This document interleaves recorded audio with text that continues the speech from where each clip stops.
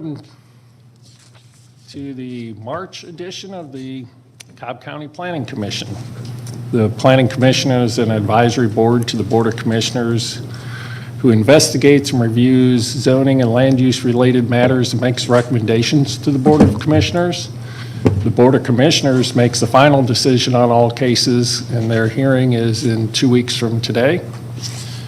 Before we get started with our hearings and that, I'm going to ask Pastor Dexter Hardy to come up from the Life Point Church and lead us in an invocation. And after that, I'm going to ask Deputy Sheriff Gaynor to come up and lead us in the Pledge of Allegiance. Good morning.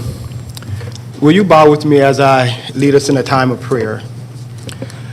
Heavenly Father, we thank you for this new day that you have given us. On behalf of all that have gathered here today, we thank you for your abundant blessings that you provided for us. And Father, I pray for those that are all here today in this Planning Commission meeting, dear Lord. I pray, Father, that you would give wisdom and insight, that you would lead them in their planning, dear God, to be effective, to be unified. I pray, dear God, that great things will come out of this meeting today, dear Lord. Father, we pray that for the good of the people, that you will give guidance today. We pray this in your Son, Jesus' name. Amen. Amen. Thank you, Pastor Hardy. And now, Deputy Sheriff Gaynor. If you join me, I pledge allegiance to the flag of the United States of America and to the republic for which it stands, one nation, under God, indivisible, with liberty and justice for all. Thank you, gentlemen. With that, we have a number of cases on our agenda. I'd like to say normally what we do is start with announcing which cases are going to be continued or have been held that are not going to be heard today. And then John will take us into our consent agenda, which are cases that we don't know of any opposition that's present to speak against it. Then we'll get into the regular cases that we'll have hearings on. And John Peterson, our zoning division manager, will give us more detail on all the procedures and that. Go ahead, John.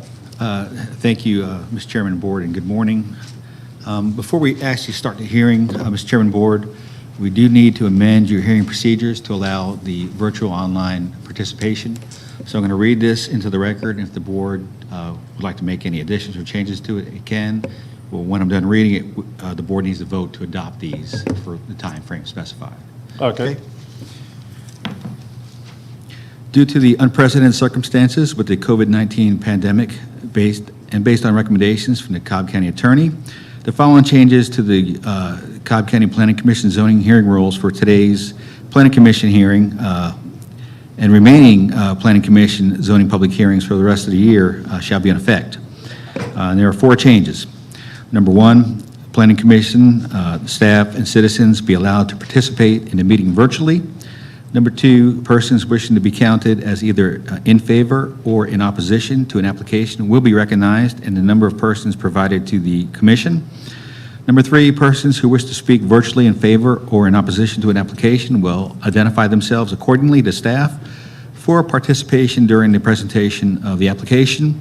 And number 4, persons who speak virtually will acknowledge and affirm that his or her testimony before the Planning Commission is under oath and affirmed to be truthful. Otherwise, the Planning Commission zoning public hearing rules will apply except as modified during the normal course of the hearing pursuant to the rules. Staff would ask that the Planning Commission amend these rules to the end of the year or until the declared emergencies due to COVID-19 have concluded. Okay, whichever comes first, right, John? Correct. Okay. Okay, do I have a motion? Okay. Any further discussion? Call the question. All in favor? That carries 5-0. Thank you. Thank you, John. Okay, today's hearing will be conducted both virtually and in person. I'd like to take a moment to explain the meeting format to the folks virtually and in person. As each case is presented, we will recognize those on-site and virtual in support or opposed to a specific case. For virtual attendees, to support or oppose a case, indicate that you wish to speak Concerning a case, you will type into your Q&A box the following commands. Number one, to support a zoning case, you would want to type into your Q&A box SUP for support and then the case number. Additionally, if you would also want to speak on a case you want to support, you would want to type into your Q&A box SUP, the case number, and then the word speak. If you wish to oppose a zoning case, you would want to type into your Q&A box OPP to oppose a case and then the case number. Additionally, if you want to oppose a case and also speak on the case at hand, you would want to type into your Q&A box OPP, the case number, and then the word speak. Speakers will be called by name, your line will be unmuted, and you will say your name, where you live, and you will say that you affirm that you've been sworn in. Today's hearing will be conducted with the following process and procedure. Each case will be called in numerical order. When each case is called, we would ask that the applicant in attendance please stand and raise their hand to show that they are here. Then we're going to call to see if there's anyone here in person opposed to a case.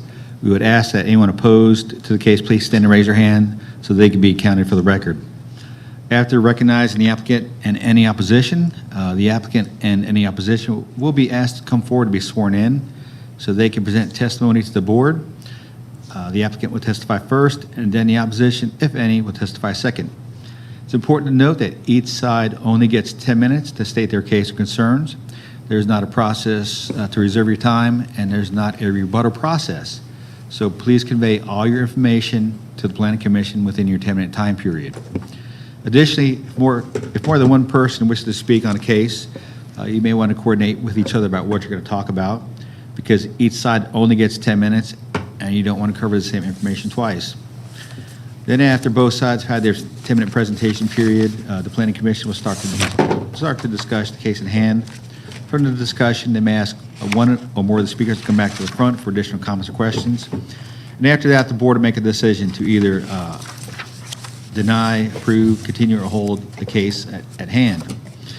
There are a number of cases on today's printed agenda which have been continued by the staff of the Planning Commission and will not be heard today. They are, number one, first case is rezoning case Z52 of 2020, Carl Edward Dills.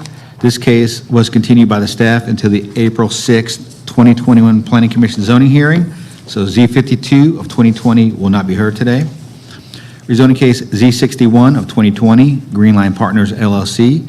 This case was continued by the staff until the April 6, 2021 Planning Commission zoning hearing. So Z61 of 2020 will not be heard today. Rezoning case Z72 of 2020, North Point Ministries Incorporated. This case was continued by the staff until the April 6, 2021 Planning Commission zoning hearing. So Z72 of 2020 will not be heard today. And rezoning case Z13 of 2021, Curley Family Homes. This case was continued by the staff until the April 6, 2021 Planning Commission zoning hearing. So Z13 of 2021 will not be heard today. Mr. Chairman and Board, there are 3 cases on today's agenda which were scheduled to be heard, but requests for continuances came in later or past the deadline. So the staff would ask the board if they would like to continue case ROD1 of 2020, which is the case of Sprayberry Crossing. Okay, and I believe that's Deborah's case, and I want to welcome Deborah Dance to our Planning Commission. Deborah's got a lot of experience. She was formerly our county attorney, so she'll bring a lot of knowledge and expertise to the process and lead us in discussion of this potential continuance. Just as a point of order, is it necessary for the applicant's attorney to request a continuance, or has that been done through you? And the applicant's attorney did request a continuance, Commissioner Dance, but it came in a little bit late. And it's my understanding there are some folks here who are opposed to the case. So I'm not sure if we need to get them to agree to it, or if the board just wants to continue it. I think it would be good for us to get a head count to start with of how many are here and opposed to ROD1. Okay, can I get a show of people here who are opposed to ROD1 of 2020, Atlantic Realty Acquisitions, LLC? Please stand up and raise your hands. Let the record show there's 2 people here opposed. Okay, are there any in the overflow room? Okay, and how about online? We have 3 registered that don't wish to indicated opposition. Okay. Okay. So at this I time, would it'd be say, up to... based on the number of letters that we've received, I think word got out to the public that the applicant wanted a continuance on this one, because I would have expected to have a whole lot more here in opposition, wouldn't you? Correct. There's a lot of interest, yes. Yes. So, Okay, well then I'll proceed. I just want to make sure that the public is aware that there was a revised site plan that was submitted in January, so we're not proceeding on a request for continuance from the site plan that was originally submitted last fall. Some changes have been made to that, so if anyone has not had the opportunity to review those, I would suggest that they do.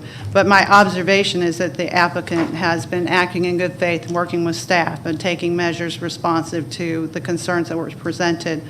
And at present, there exists at least one critical issue affecting access and transportation that's in the process of being addressed in conversations with county staff and with the applicant's expert. So based upon my discussions and knowledge, this case is not ready for consideration at the present time until all pertinent information has been received, evaluated, and the staff has rendered its opinion on the current proposal or revisions thereof. So as such, I believe there are good grounds for the continuance. It's in the best interest of all concerned that this case be continued with instructions to the applicant and staff that any proposed changes be completed and pertinent discussions be had so that recommendations can be provided to the board and so that the case will be ready to hear at our March meeting without further continuances. Accordingly, it would be my motion that this case be continued until the next meeting of the Planning Commission with the stipulation that there be no further continuances. okay, and I think you meant to say so that it will be heard at the April meeting. Oh, okay, that's fine. But, okay, so we have a motion. Do we have a second? Okay, second from Alice. Any further discussion?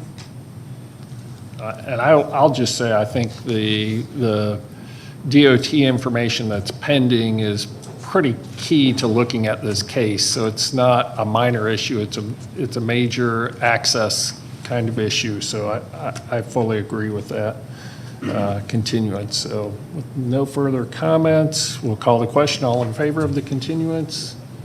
That carries 5-0.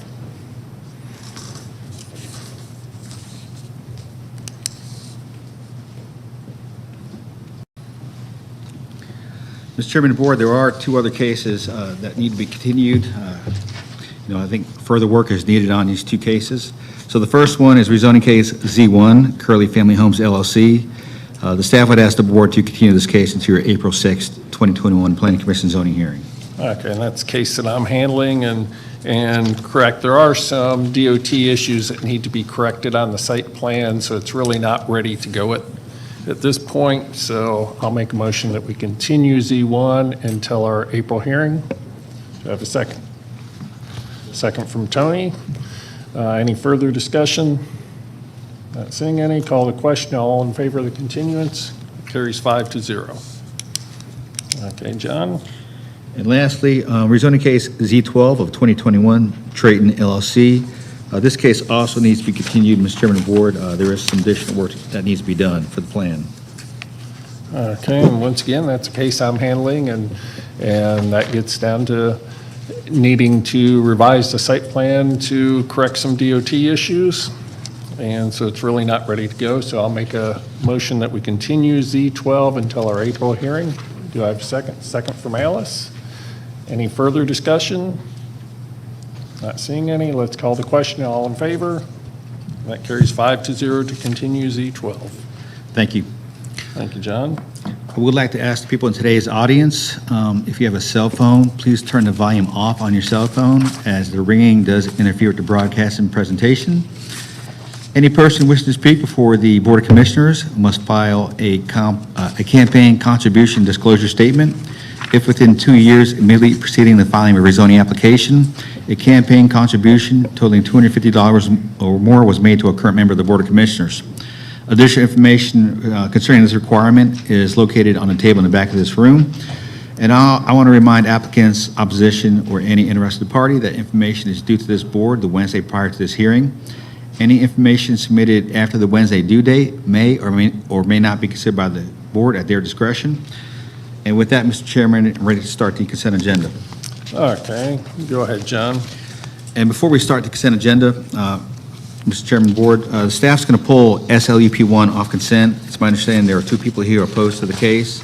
So we're just going to pull SLUP 1 off consent and just hear it in its regular order. Okay, that will be fine. Okay. Cobb County Planning Commission zoning hearing consent agenda for March 2nd, 2021. Rezoning case Z39 of 2020, KO Management Incorporated, request rezoning from CF and GC to RA5 for a subdivision in land lot 37 of the 17th District. The property is located on the south side of Puckett Drive, east of Mapleton Parkway. Staff recommends approval, subject to the following conditions. Number 1, letter from Mr. Parks Huff, dated February 24th, 2021, which includes a site plan. And number 2, all staff recommendations not in conflict with the letter dated February 24th, 2021. The applicant is present. Is there anyone here opposed to rezoning case Z39? No. Let the record show there's no one opposed. Rezoning case Z59. I think you were Yeah, we have a more recent stip letter on Z39. It should be February 26th. Okay, so I'll correct that in my readings to the letter from Parks updated February 26th, 2021 for both points 1 and 2. All right. Rezoning case Z59 of 2020, Tamina A. Patwuri requests a rezoning from R20 to O&I for professional office in land lot 745 of the 17th District. The property is located on the west side of Atlanta Road, north of Lee Road. The Planning Commission recommends deletion to the R15 zoning district, subject to the following conditions. Number 1, rear setback to be 20 feet. Number 2, asphalt parking lot in front of the house to be removed within 60 days of the Board of Commissioners hearing or before any building permits are issued. Number 3, letter from Mr. Adam Rosen dated February 24th, 2021. And number 4, staff comments and recommendations not in conflict with the application being deleted to R15. The applicant is present. Is there anyone here opposed to rezone case Z59? Let the record show there's no one opposed.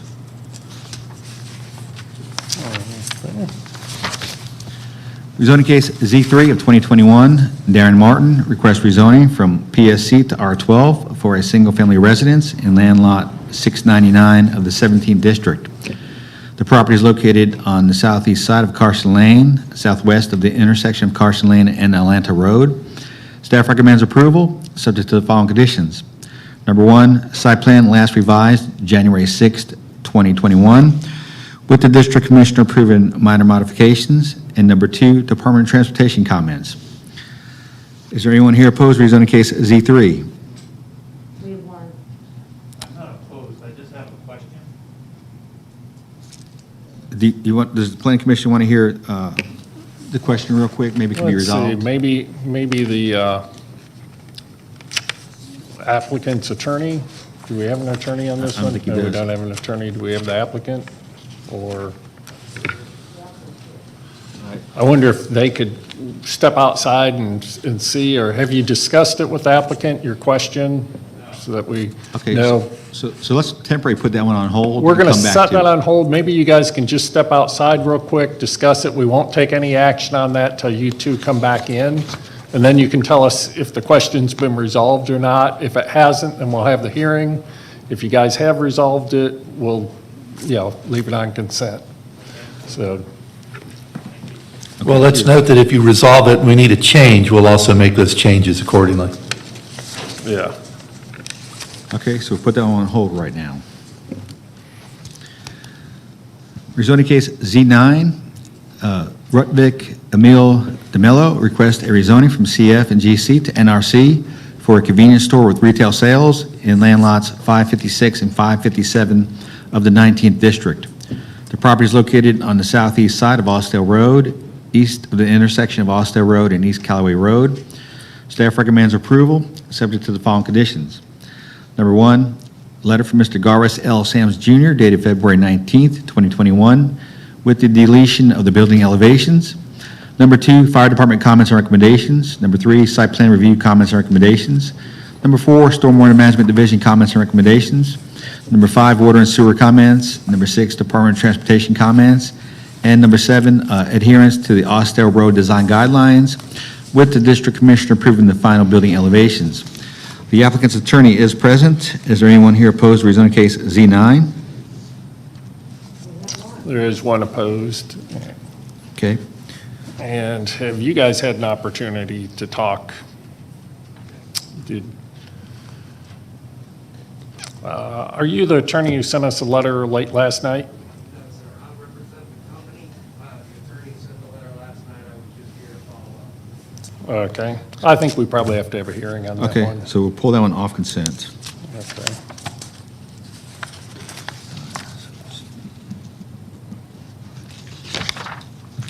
Okay, last case on consent is rezoning case Z10. Stacy Bagwell requests a rezoning from NS to NRC for convenience store fuel sales and retail sales in land lot 15 of the 17th district. The property is located on the northwest side of Austell Road, south of Millwood Drive. Staff recommends approval, subject to the following conditions. Number 1, fire department comments and recommendations. Number 2, site plan review comments and recommendations. Number 3, stormwater management division comments and recommendations.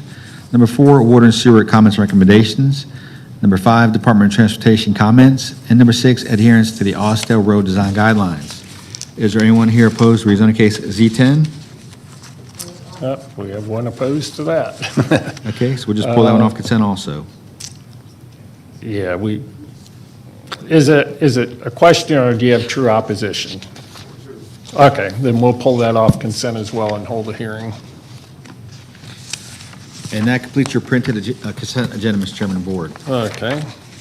Well, I think we ended up with something still on it, didn't we?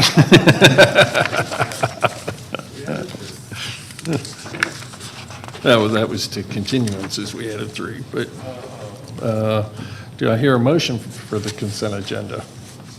Would you like the motion first or amendments to the consent agenda first? Make the motion first and then we'll bring in the amendments.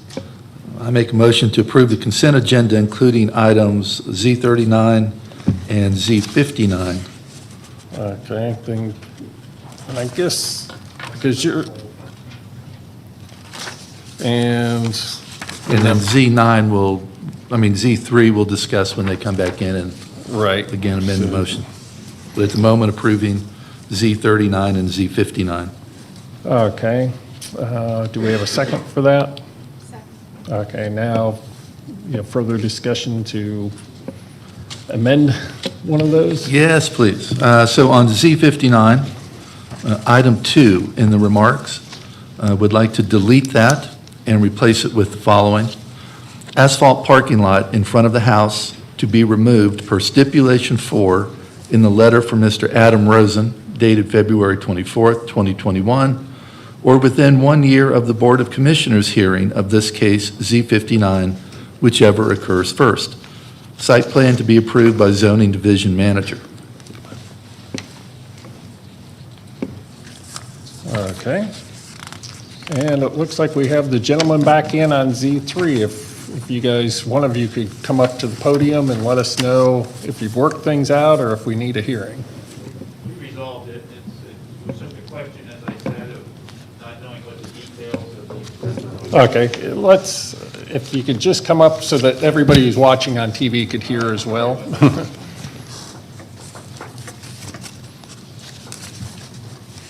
Yes, we resolved it. It was just a question in terms of what type of improvements would be made to the existing property, because that, of course, that detail I did not have access to, not in the site plan that I was able to pull up. So we're okay with that now. Okay, good. I appreciate you coming out and getting your questions answered and addressing any potential concerns. Okay, well, thank you. Okay, thank you.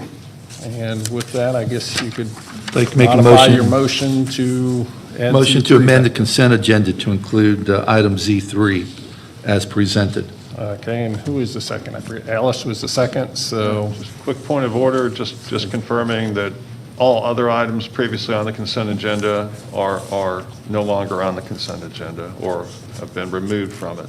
yes, okay. So in the end, on the consent agenda, we have Z39, Z59, and Z3. Okay, and the second was fine with those changes? Okay, so with that, any further discussion, Deborah? I just want to clarify that that means that Z 39 and 59 are both as amended for the Yes, discussions here. yes, as amended for discussion. Spoken like a true county attorney. Okay, any further discussion? Not seeing any. All those in favor of the motion for the consent? And that carries 5-0 for approval. Okay, and all those folks that were on consent, please come back in 2 weeks for the Board of Commissioners' final decision. Moving into the continued and held cases to be heard. First case is rezoning case Z6 of 2021, Lloyd Development Services. Applicant requests rezoning from NRC LRO and RA5 to RM8 for townhomes in land lots 297 and 388 of the 18th District. The property is located on the east side of South Gordon Road, the southwest side of Mapleton Parkway, south of the intersection of South Gordon Road and Mapleton Parkway, west of Dodgen Road. The applicant's representative is present. Is there anyone here in person opposed to rezoning case Z6? Mr. Chair and Board, there's no one here in person opposed to rezoning case Z6. We do have 2 people online who are opposed, and both of those people want to speak when it's time for opposition to speak. Okay. Okay, good enough. Give Garvis a minute to get set up.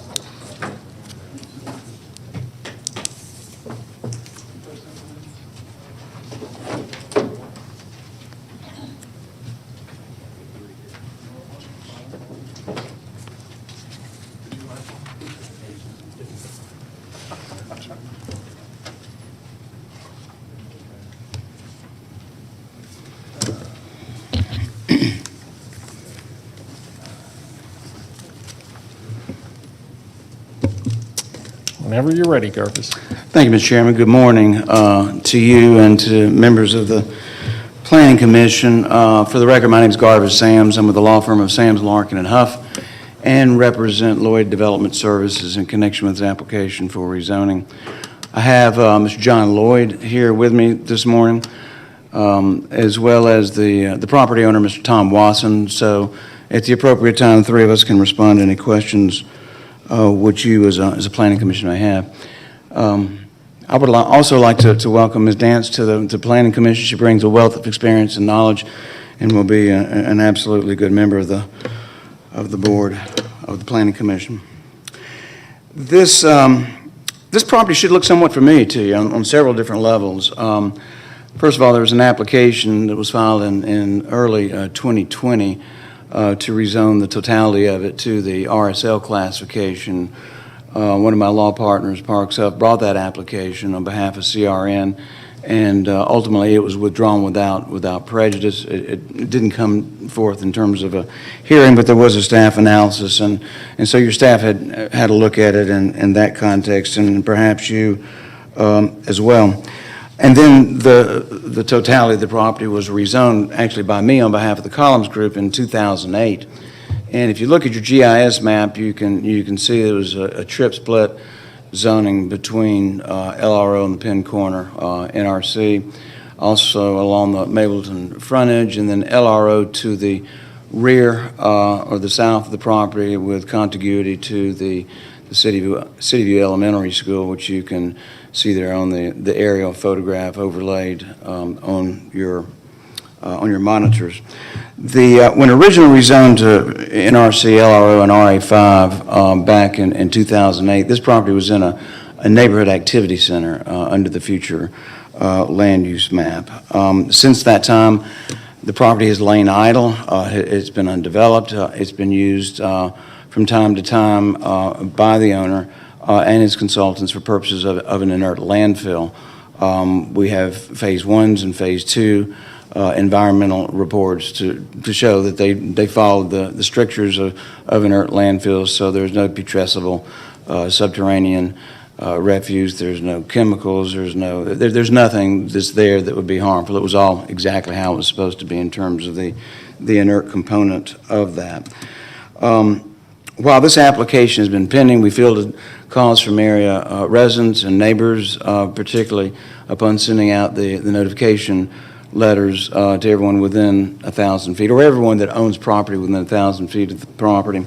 We've also early began discussions with representatives of the Mableton Improvement Coalition, and this application has been tabled once, so we've had an additional opportunity to interface with them. In fact, as late as a phone call from 4 p.m. to 5 p.m. yesterday afternoon with Ms. Meyer, who's the head of their zoning committee, and 3 other members of that zoning committee as well. I think the call was very productive. I think Ms. Meyer is probably waiting to speak virtually, so I'll let her characterize that in the manner she will, but it was an enjoyable call, and we got a lot done.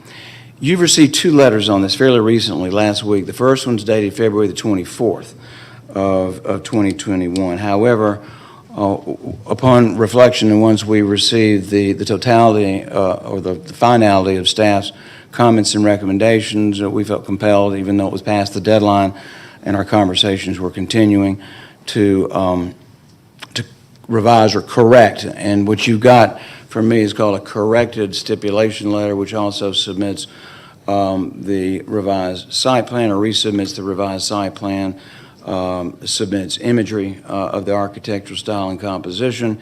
And in addition to that, and as you can see, this revised site plan also contains components on the east or the right side, I guess would be a more apt way of putting it.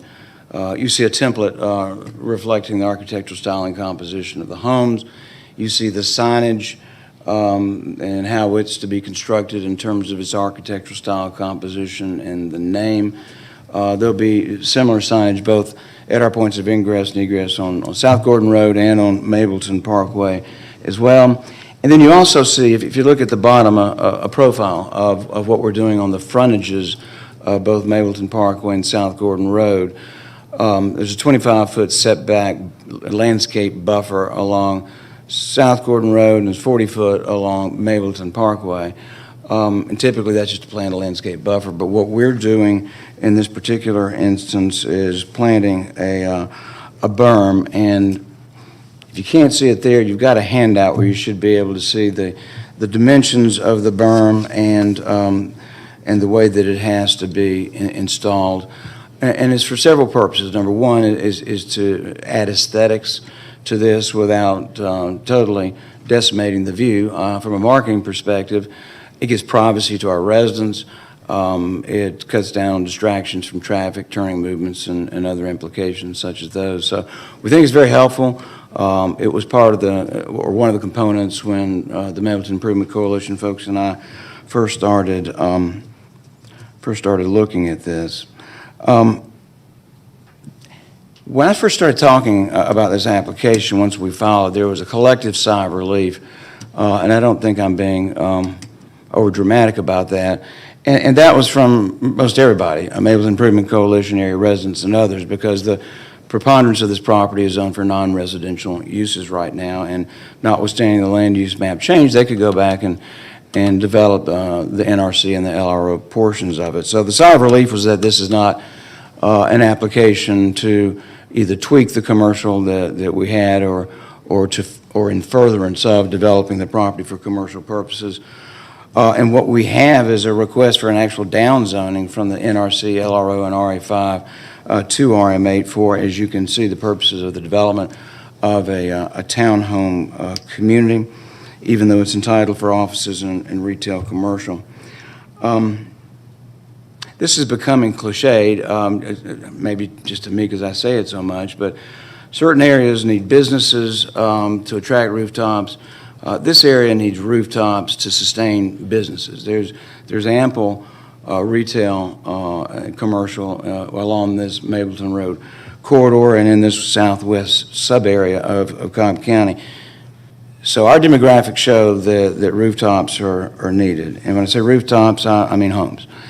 And that's what we provide. And typically you're hearing me or others saying that the demographic that we want to attract are double-income millennials or empty nesters with a good bit of disposable income. In this case, quite the opposite. We're targeting families with children, families that'll grow. We've got 1, 2, and 3 bedrooms, a preponderance of 2s and 3s, obviously.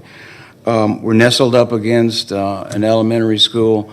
We've created an ambience. We think in this in terms of the open space. We've got a children's play area, our tot lot, a dog park.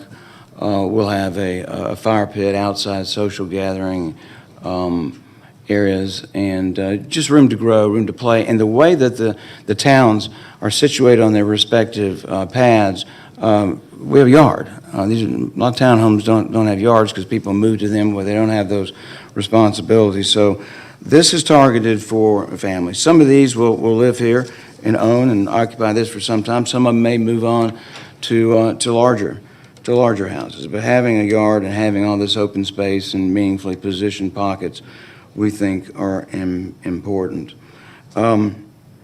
There's been some conversation about a pool without jacking up the mandatory HOA fees. Unless you hit a break point of 130 to 150 residents, we really don't feel like this justifies a pool. And quite candidly, it's not been something that these families have asked for, the ones that we've spoken with. So, in a single word, this is a place for families. On your GIS map, you'll see the trip split, perfect. What we're doing is a transition along this pin corner back towards the school. But this has taken a decidedly different turn. I mean, in 2008, what was that, 13 years, if my math's correct? So a lot happens in 13 years, and you've got plenty of commercial and not enough residential. These will all be 24 feet in width. Price points of these will be in the 300s. The size of these will be commensurate with what you're seeing along this general area in terms of 1,800 square feet up to 2,400 square feet. Mr. Chairman, I've got 20 seconds. May I ask for 60 more seconds, an extra minute, please, sir? Okay, that will be fine. I appreciate it. So with the price points being what they first-time home buyers, we're finding they're able to be able to do that, but they have to factor in to the financing of this their homeowner association fees. And with a mandatory HOA, it's cumbersome at best. So that's the reason for the no pool. But the other amenities, both hardscaping and softscaping as well. The architecture you see may not exactly comport with Mapleton improvement, the Mapleton corridor design guidelines, but they will have to. We will have four-sided architecture with equal treatment on all four sides of the homes, and between now and the Board of Commissioners meeting, we'll be submitting some revised architecture. I've told you about the signage. I will tell you a cute story that happened yesterday real quick.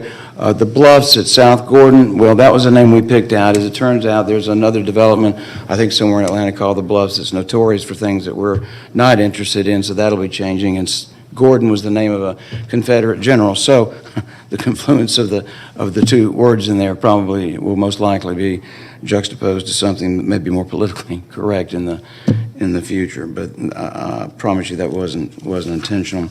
We're asking that you go 2.9 units per acre over what your future land use map allows. In the context of this downzoning, we think it's appropriate from a land use planning perspective. That is the sole variance we're seeking. Your staff's recommended approval for RA5, but we think the play for townhomes is more appropriate for this part of the sub-area in which it's located. So I have a lot more to say about. We agreed all of DOT recommendations, fire, stormwater management, and the water system. With that being said, we do ask that you recommend approval to the board. Thank you, Mr. Chairman.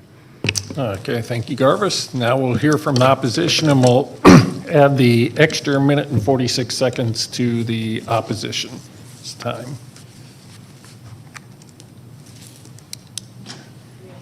Thank you.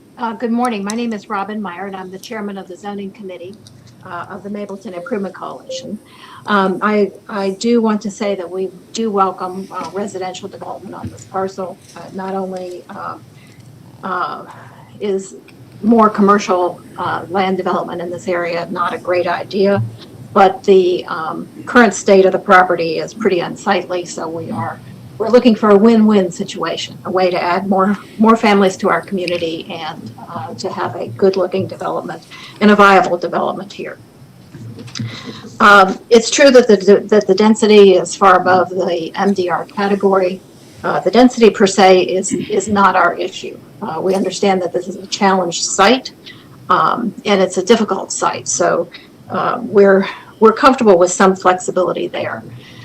We understand the issues related to costs for the HOA and for the prospective homeowners. Above and beyond the usual costs for a homeowners association, this development also has private streets, which will require the significant expenditure by the HOA and hence by the homeowners. So at 98 units, honestly, that's right on the edge of our rule of thumb for where we would expect to see richer amenities than we see here, typically a pool and a clubhouse. If there's not to be a pool and a clubhouse, then we would like to see at a minimum a permanent outdoor space, a pavilion, a picnic area, something of that nature. There's some verbiage about that in the stipulations letter, but candidly, we're not sure exactly what it means. We are also concerned about the about one issue related to costs for the HOA, and this is actually one that would add to their costs, but we think it's critically important, and that is that the HOA be responsible for roof replacement. In developments like these where individual homeowners are responsible for roofing, you get roofs replaced on an uneven schedule, despite the best efforts of HOAs to manage those specifications. One fresh roof makes the next roof look old, even if it's not ready to be replaced yet. Similarly, the HOA is going to get a much better price and a much more efficient job done if the roofing is done as on a building by building or even for the whole development at the same time. We would ask that an architectural review committee be created for this property. We remain uncertain as to how these units will meet the Mapleton Parkway design guidelines. Certainly, as they're shown now, they do not. We are not necessarily uncomfortable with the architecture, but we just don't understand how it will develop and exactly what four-sided architecture means. We would also like to see a rental limit of 10% of the units. We understand that from our conversations yesterday that is acceptable. And one additional item is that the covenants and your conditions would require that garages be kept available for parking. It's not sufficient to say that they can't be used as living space, but we also need to make sure that they're not used as storage space, so that two cars can actually park in them at all times, or at least all the cars that are at that home. We also suggest that the berms along Mapleton Parkway and South Gordon Road continue along the northern property line. The units in that area will also need to be buffered from the traffic and noise at the intersection and on Mapleton Parkway. That small piece of triangular property is certainly going to be developed, if it's developed at all, as a commercial use, and that is something from which those homes will need to be buffered. We appreciate the inclusion of a landscape review committee that would include both the landscaping and the fencing. And then one last item that we'd like to draw your attention to is that with the current site plan, the entrance on South Gordon Road does not align with Gordon Woods Drive, as was the case with the prior site plan for the senior living apartments. We're not traffic experts, but it's been our experience simply as drivers that we're much better off when things do line up and left turns don't come as a surprise to somebody just a smidge down the road. Similarly, the homes on South Gordon Road, those folks bought those homes not expecting virtually a street to enter the road across from them. So they will have, in the evenings, they will have headlights in their front windows on a pretty much ongoing basis. Another good reason to line that entrance up with Gordon Woods Drive. So overall, we are very happy to see this development. We would recommend the Board of Directors of the Mapleton Improvement Coalition recommends to you that you recommend approval of this, but with conditions along the lines of what I had described that will that will improve the aesthetics, the viability, and the livability of this community. We have had very little, despite the fact that we had a conversation last night, we expected this. We did not expect this case to be heard this week. We have not had the usual coordination and back and forth with the applicant that we're used to, the iteration of site plans to solve some of these issues. So I think that this application and the site plan needs a little bit more work before it moves forward. So with that, we appreciate your attention. We appreciate your thinking about our community, and we look forward to welcoming new families to Mapleton. Thank you, Robin, and I think we have another speaker as well. Yes, our next speaker is Travis McComb. Travis, you're unmuted. Thank you. Good morning, Mr. Chairman and board members. Good morning. Good morning. Approval of this petition will cause concern for Cobb County School District as it will result in an impact on the enrollment for schools already over capacity. Thank you. Thank you. Do we have any other speakers? Okay, thank you. With that, we'll close the public comment portion of the hearing, and it's back to this board in this case that I'm handling. So I'll lead the discussion. Let's talk about what's nice about the plan first. Always nice to hear a few good things before we start talking about corrections. I love the berm along South Gordon and Mapleton Parkway. I think that's going to be very helpful for both the residents in the townhome community and for, the residents outside not having to look at backs of units and that.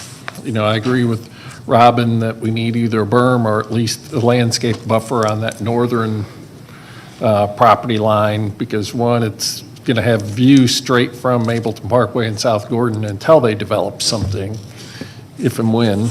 It's a relatively small remnant parcel at this point and difficult to develop.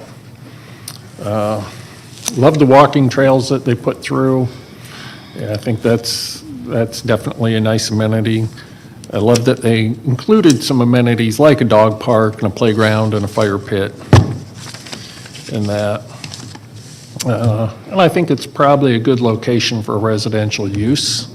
And we've had this come forward before, even just last year, with a different kind of residential use, and they ultimately withdrew the application for, reasons outside, more or less outside the zoning process.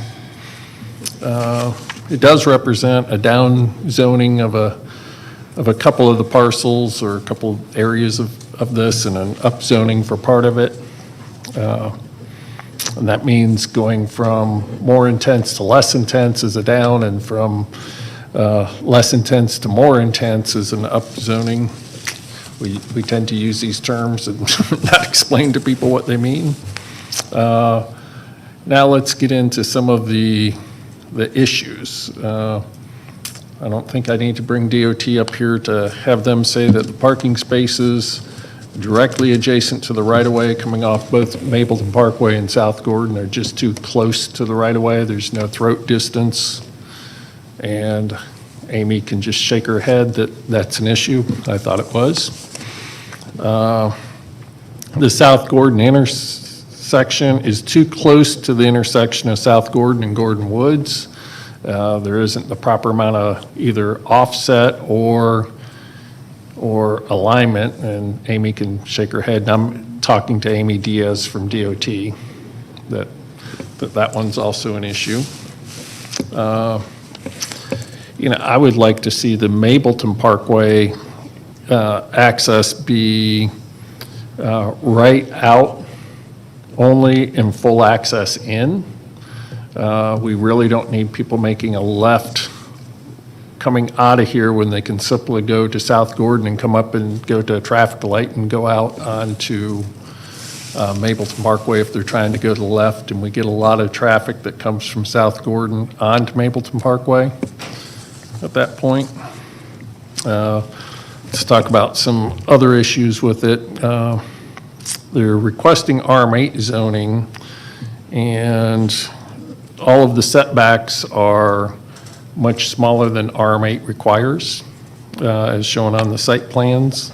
For instance, the setback to Mapleton Parkway should be 75 feet, but it's shown as 40 feet. To South Gordon, it should be 35, but it's shown as 25. To the Western, which is called the minor side, should be 35, shown as 15, and the rear should be 40, shown as 30, which is basically allowing them to put more units than you should be able to put on here. There is a buffer shown on the south property line, but one's also required for the eastern property line with this zoning. I did not see on the site plan any information about wetlands or floodplain. There may not be any, but there should be some note as to whether there is or not.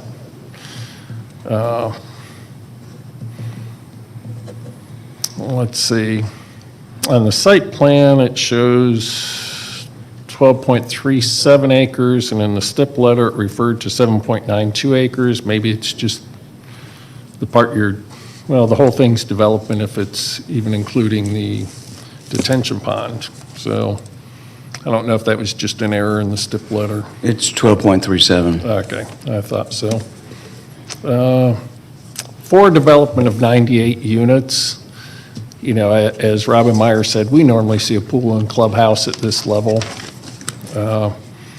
You know, the kind of amenities, we just zoned Z39 on consent agenda earlier, and minus the playground, we had, you know, a pavilion and a fire pit. I guess we didn't have a dog park, but that's only 26 units. So the kind of amenities that are being offered are much more in line with what we see with under 50 units, not something basically at 100 units. So that's one of the things. I did notice that the dog park in particular and the walking trails really do come very close to back doors of houses. You know, it doesn't allow these people much of a private space. So that was a little bit of a concern. We have the playground located next to the detention pond. Doesn't seem like a particularly good location for it. And the dog park so close to everybody's back door doesn't necessarily seem like a good location. Maybe those two could be flip-flopped.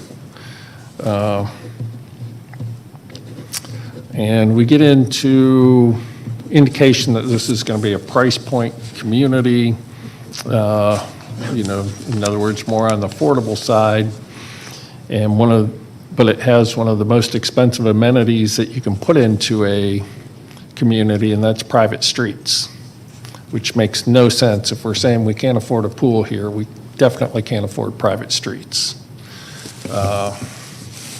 Or if you're going to have private streets, we need to develop them to public standards so that if the HOA finds that they can't afford private streets in the future, they could dedicate them to the county.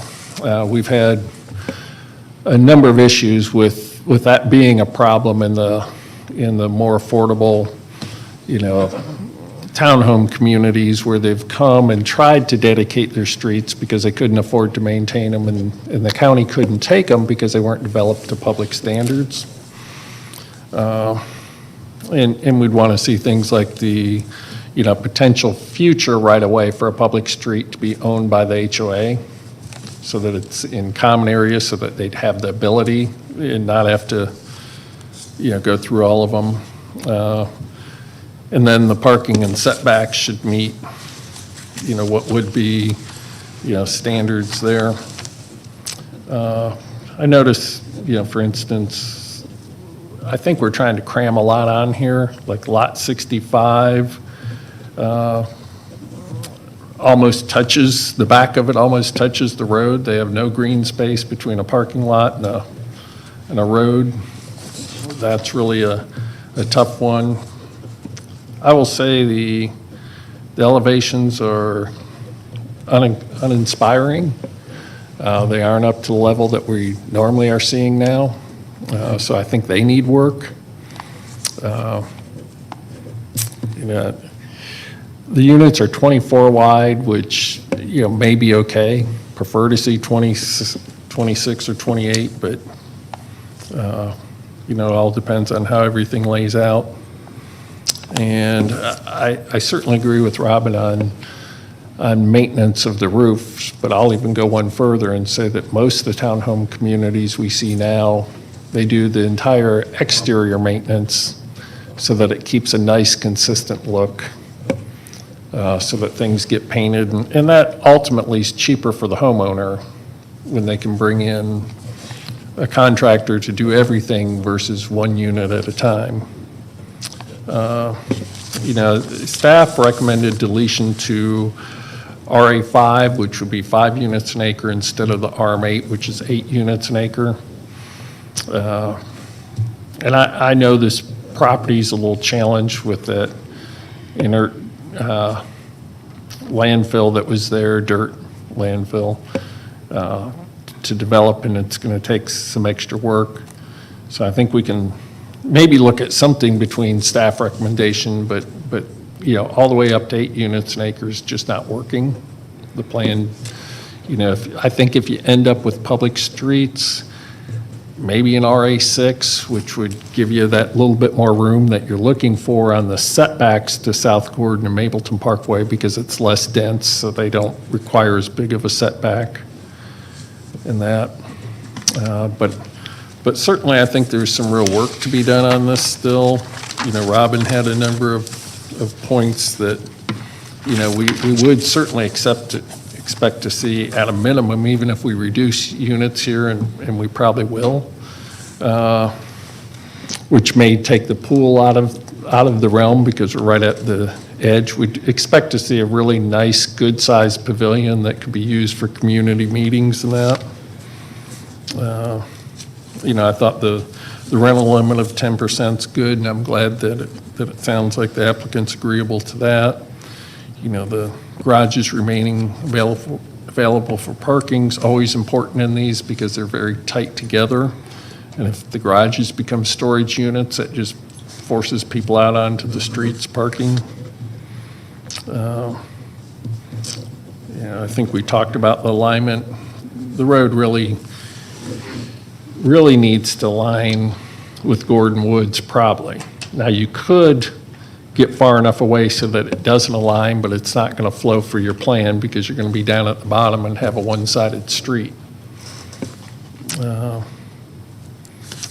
So I think that gives you a long list of things that still need work, which I think gets to why Robin didn't really think this was, going to be continued, because I think we all kind of knew that this still needs quite a bit of work.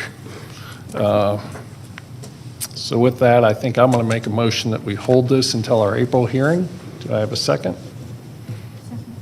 Okay, any further discussion? Okay, not seeing. Oh, Tony has something.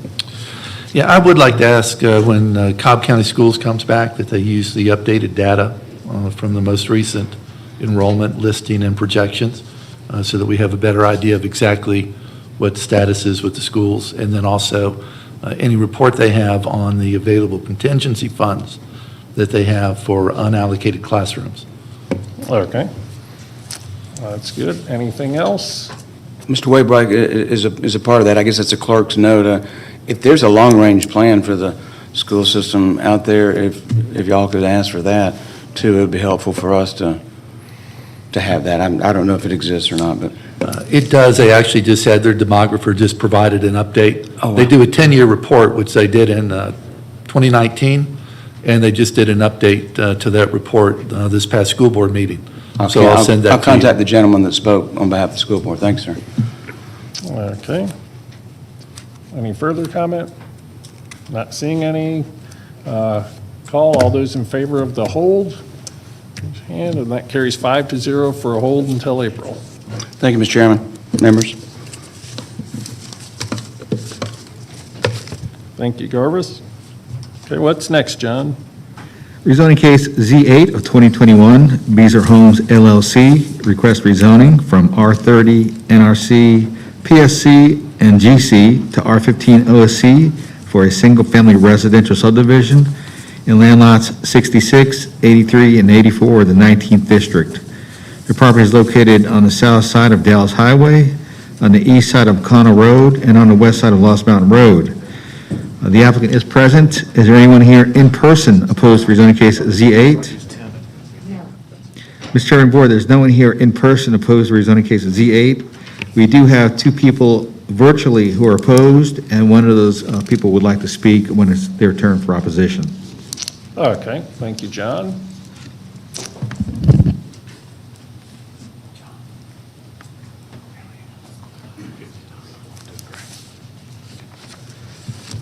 Okay, go ahead when you're ready, Kevin. Great. Yeah, that's perfect. I'm just making sure it's all good. We got him up. Is he up? Okay, great. Thank you, Mr. Chairman and Planning Commissioners, and good morning. My name is Kevin Moore. I'm here on behalf of Beazer Homes in this application for rezoning.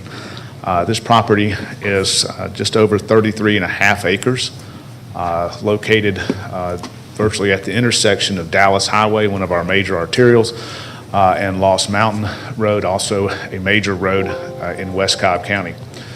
This property has a variety of zoning categories to it. It's currently zoned NRC, neighborhood retail commercial, GC, general commercial, PSC, which is planned shopping center, and then the balance of that property is zoned R30. You can see that on your screens, and I just wanted to show you on the screens that you have, and for those that may be watching this property and kind of where it's located in terms of there at the intersection of Dallas Highway and Lost Mountain. You can see that the northern portion of this property is zoned commercial.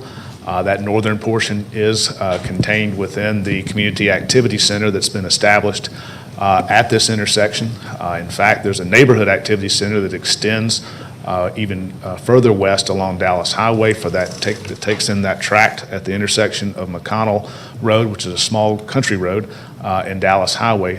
McConnell Road runs up the left-hand side of our property, which is highlighted on your screen for those that you are looking at. And there you can see the future land use plan showing how this property is positioned with a community activity center along its northern portion, a neighborhood activity center to its west, and then the balance of the property is VLDR, which is very low density residential. So this property has a somewhat unique positioning from a land use plan standpoint, from a future land use plan standpoint, from a zoning category standpoint, in that it has a number of different influences, everything from a community activity center, of which a part of the property is located, to a neighborhood activity center to its west, to very low density residential, which is why when bringing forward this application, Beazer Homes, in looking at this and had many discussions prior to even filing this application about what would be an appropriate use here, given discussions that we had previously with those that have impact and influence in this area. Of recent vintage, you have on the south side of this property, you see that it's zoned and developed as RSL, residential senior living. That's a Winsong development that was zoned about 4 years ago. Been an excellent development called McConnell Green. It is zoned and age restricted. Its density is 2.08 units per acre. Also across Lost Mountain and further south away from the intersection is a very successful subdivision called Cobb Farm that was rezoned actually in the mid-2000s, a long time ago, that was zoned in Cobb Farm. And then obviously as you continue down Lost Mountain, you end up with PRDs, and it's a very residential area, obviously. But as you get to our particular property, one of the aspects we looked at is certainly the potential for development as another RSL, simply repeat what had been done before. But you can tell that's not what Beazer wanted to do, and nor do we think that's an appropriate use of the property to simply do another residential senior living or age-restricted development. Winsong's done a great job of that. You don't want to cannibalize that type of use again and again and again. Other applications have been brought and ideas have been brought for this property that were far more dense than what Beazer is proposing, which is an R15 open space community for single-family residential. And we were encouraged, and Beazer was encouraged, single-family residential, can you do that here? And we were encouraged to do that, and Beazer has provided that application, and we think it highly appropriate, especially in its revised status for what we have proposed and given where this property is located. So I want to go to the site plan and walk you through some of the details of that, and then we'll finish up with some broader points as well. Now that we have the site plan shown, this is an R15 open space community for a total of 68 homes. When this was initially proposed and submitted, it was a total of 70 homes.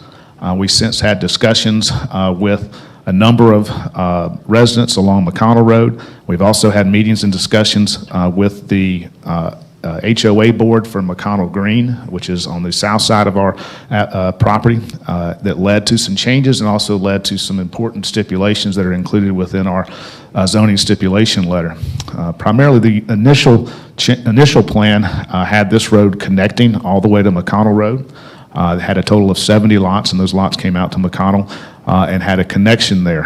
The residents along McConnell Road were opposed to having a connection along McConnell. It is somewhat of a two-lane, it's not somewhat, it is a two-lane more country road is exactly what it is. And they primarily have large tract homes, even though this property here is zoned, while zoned R30 is in a neighborhood activity center. In addition, there is a small strip located here that is not owned by us. It's actually owned by somebody located across the street, which would prevent access. And so we relooked at this plan, and Beazer did. We removed any access to McConnell Road. In addition, in doing so, we dropped from 70 units to 68 total units. So our actual density now is 2.02. So if you're somebody like me, I want to round down and call that 2.0. We've also, in response to comment, have been very intentional about the location of open space along McConnell Road in response to residents' concerns, including ensuring that we have a great deal of open space that would be undisturbed along McConnell Road.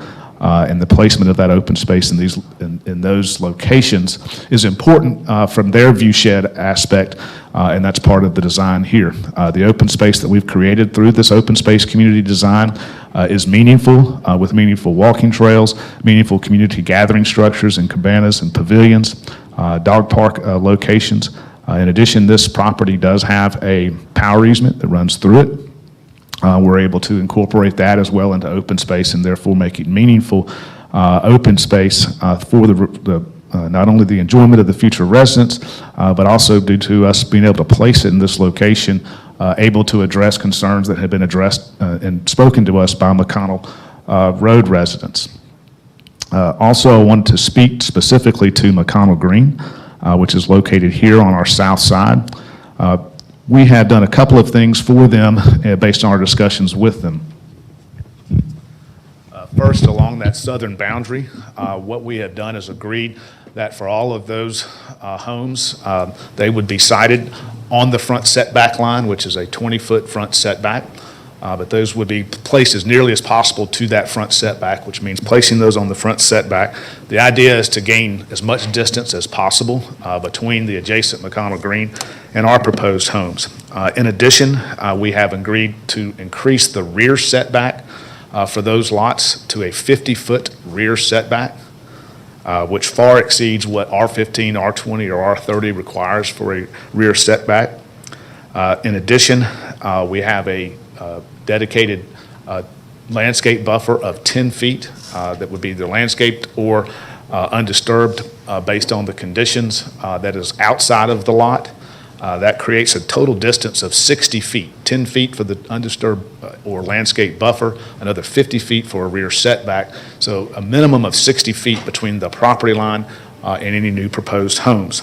In addition, we have agreed that the rear 40 feet of the lot, proposed lot, that rear 40-foot area, would remain undisturbed during development and construction. This was all in an effort to make sure that we were being very sensitive to our neighbors who are an RSL, though we don't have lots necessarily backing up to us. They do have homes in that area, and we want to make sure we were providing appropriate distance and buffering for that.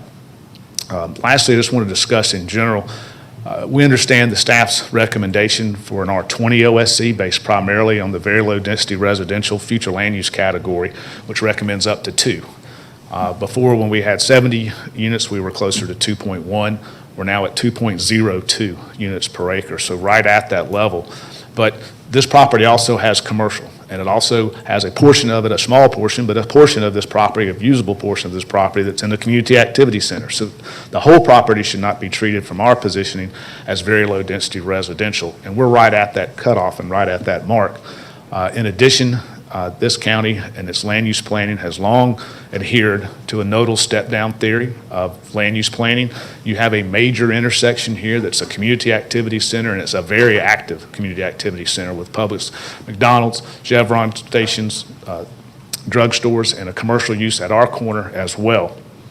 Stepping down away from that, what we are providing is something that is right at 2 units per acre. It's single-family residential by a quality builder in Beezer Homes to build quality homes in a quality subdivision here that would actually continue to complement and be very, very consistent with neighborhoods in the area.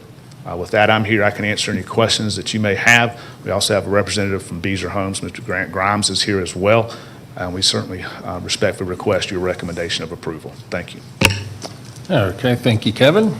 And you went over about 14 seconds, so we'll add that to the opposition if needed. I was close. You were real close. Okay, and I think we had one virtual speaker. We actually have 2. Two. Our first virtual speaker is Eric Burke. Eric, you are unmuted.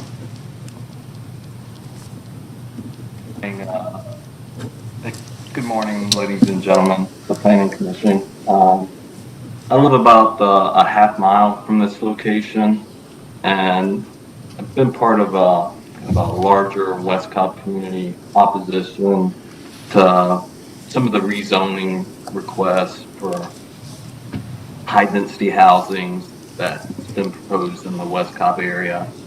I'm very familiar with the McConnell Green development that was done about four years ago. And we've worked extremely diligent and close with the developer to achieve the right balance with the consideration of this being very low density property. As was stated, the majority of the parcels that constitute this Z8 rezoning request are in R30 and BLDR. This property is probably not considered A+, just due to the fact of how it's elevated. Got high tension power lines running through it, compressed gas lines, creeks, and natural springs that are throughout the parcel. Another major concern that I have is just the overall traffic at the Lost Mountain and Dallas Highway intersection. During the morning and evening commute times, this traffic on the south side of Dallas Highway backs up all the way to Corner Road. So that's the road that is in front of McConnell Green, which is also in front of a elementary school in the area. So there's just a lot of congestion on this major thoroughway. I can only imagine, making a left-hand turn back onto Lost Mountain the way it's situated. And I think alternatively, a lot of the residents would probably be making a right hand and going through circular navigation just to get back on the Dallas Highway. There's also a concern with the making a left-hand turn back onto Lost Mountain from Dallas Highway, that the first thing that you'll see is a sea of roofs with the heavily condensed R15 zoning proposal. I think it's only 12 acres where these lots are going to be zoned. So that's primarily what you will see coming down the Lost Mountain Highway. And I guess, as was highlighted in the earlier Z6 hearing, we want the right fit. We want a win-win situation where the community can support. As we all recognize, something will be built that it just requires close scrutiny in the types of amenities, landscape, elevation, and really the density that's being introduced really doesn't fit the parcel.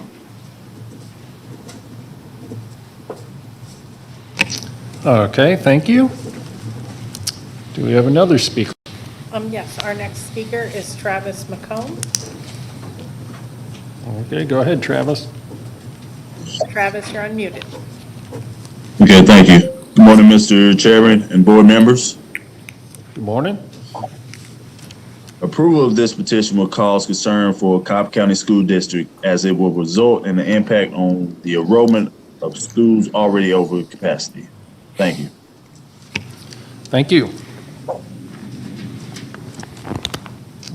Okay, any further speakers? Okay, not seeing and hearing any, we'll close the public comment portion of the hearing, and it's back to this board.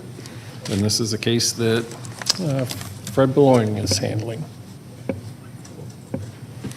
Thank you, Mr. Chairman. Let me start, Kevin, you're up there, so let me start with you. You indicated that you're cognizant of staff's recommendation for R20 OSC.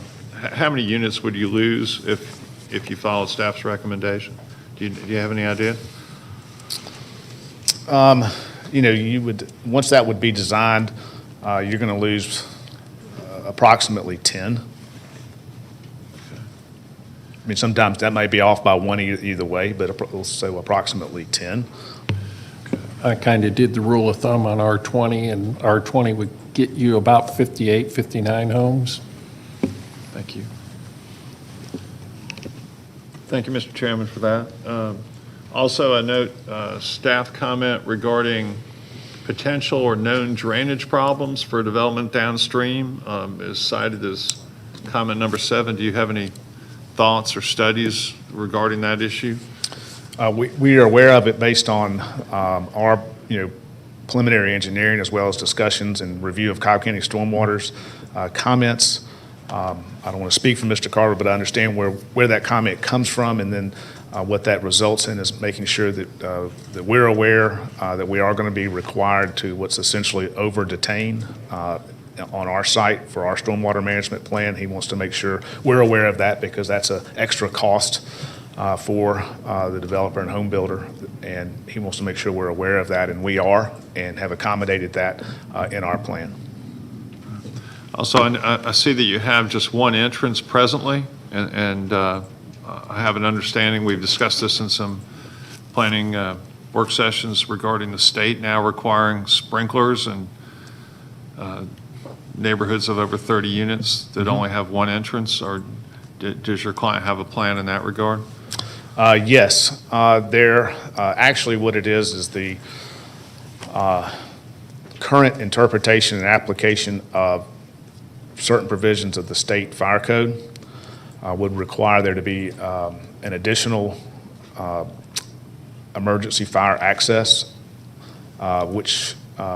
or alternative compliance, which can mean sprinklers. There's also currently in the Georgia legislature some current legislation being discussed to assist with this obviously draconian type of application of the fire code as it relates to residential development. But regardless of which way it comes out, we believe we can accommodate the fire access either by providing emergency access only at a location on Lost Mountain. It just has to be further away. And you can provide it by emergency only access, meaning it's gated and it's 20 feet wide and it's a simple emergency access only, and that can be accommodated. But we also don't want to, we want to make sure we're doing that in conjunction with fire and so forth. But if not, you can alternatively comply, which would be sprinklers. So that's how that works.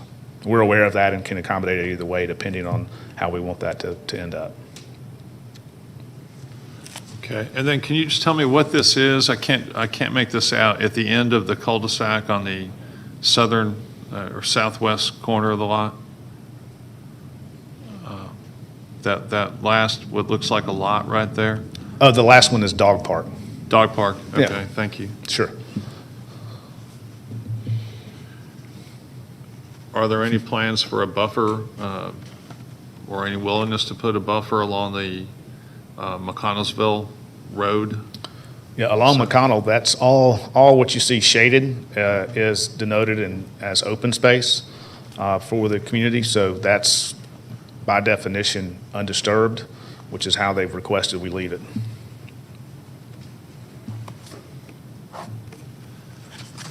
If we need to landscape in there, we are happy to do that, but that's how it's been denoted from a ordinance and requirement standpoint and a request standpoint. Have you had any discussions with your client regarding the feasibility of the project at the staff recommended R20 OSC level?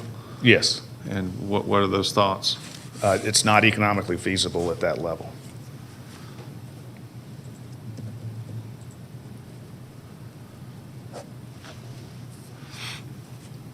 Are you aware of any other R20 OSC developments in this area? As you know, Kyle Farm, which is just south of this property, is a type of OSC. It was done in the prior rendition of OSC, which is Conservation Subdivision, or CS. That was zoned at that time. It's a far bigger piece, and it's adjacent to the Lost Mountain, Cobb County Park, Lost Mountain Park. It forms its eastern boundary, so it's adjacent to the park. It's not adjacent to the intersection. And yet it will still, overall, it's around 1.6 units per acre. Okay. Does anyone else have any questions for Kevin before I move on to another Okay, witness? I'll jump in on lots 1 through 15 that run along Lost Mountain Road. Normally, what we see on OSCs is a, large buffer of some type when they're running along the road, some maybe berming or, depending on topography and that. So, that stands out to me as an issue because we're going to be looking at the back of all these houses when we could make it look nice. Right. Well, it obviously will have that included as part of its frontage along Lost Mountain. These are $500,000 homes, so you're not going to sell that type of home, and Beezer's is good at, very, very good at what they do. So yes, that's exactly what will be the treatment along that entire way, is a landscaping, berming, fencing, all of that, because it's the residents that live in the area driving down are, yes, they need to look at something pretty, but the people that will buy $500,000 homes here need to have privacy as well. So it will be geared toward that for sure. Okay, we normally sure. see that in the common area instead of, I guess you're saying you're going to do it, but put it in the lots versus put it in common area. Correct. Along that stretch, yes. Okay. I personally would prefer to see it in common area so the HOA can maintain it without issue and that, but I'll leave that up to you, Fred. And I assume you're going to get to DOT issues? Yeah, well, yes. Okay. But anyone else? Okay, thank you, Kevin. Sure, thank you for your questions. Okay. Before going to DOT, can we go to stormwater first to address that comment made? This is Carl Carver. I'm here. Okay. You had indicated on one of your points that there was a concern regarding potential or drainage issues. Can you advise us as to the extent of that concern? There's a downstream pond, Woodward Pond, which is downstream, which we were concerned about. So they would have to evaluate the downstream from the site to that point and provide a sediment study at that pond.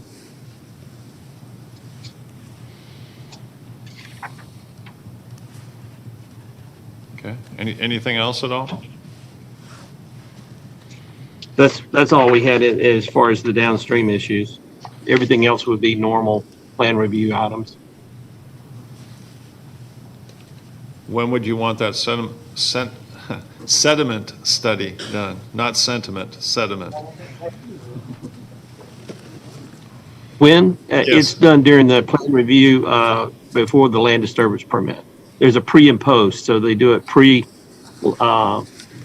and then after the construction. Okay. Thank you. Any other questions for stormwater? Okay. Thank you very much, Carl. And let me go ahead and get DOT up.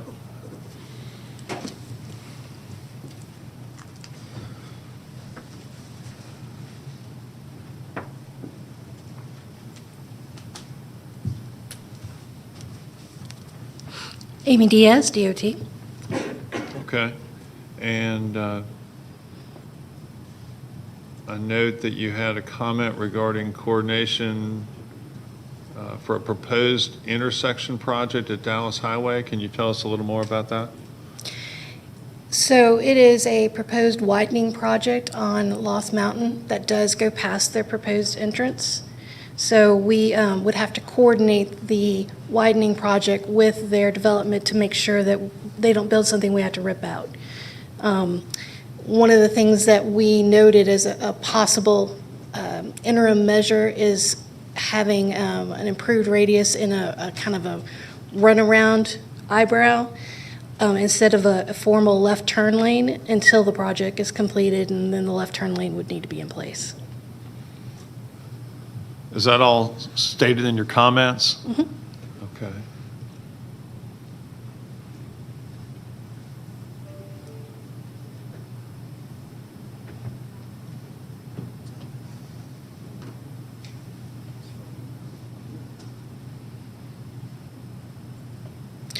Tell us about the 10-foot no access easement along the Dallas Highway frontage, please.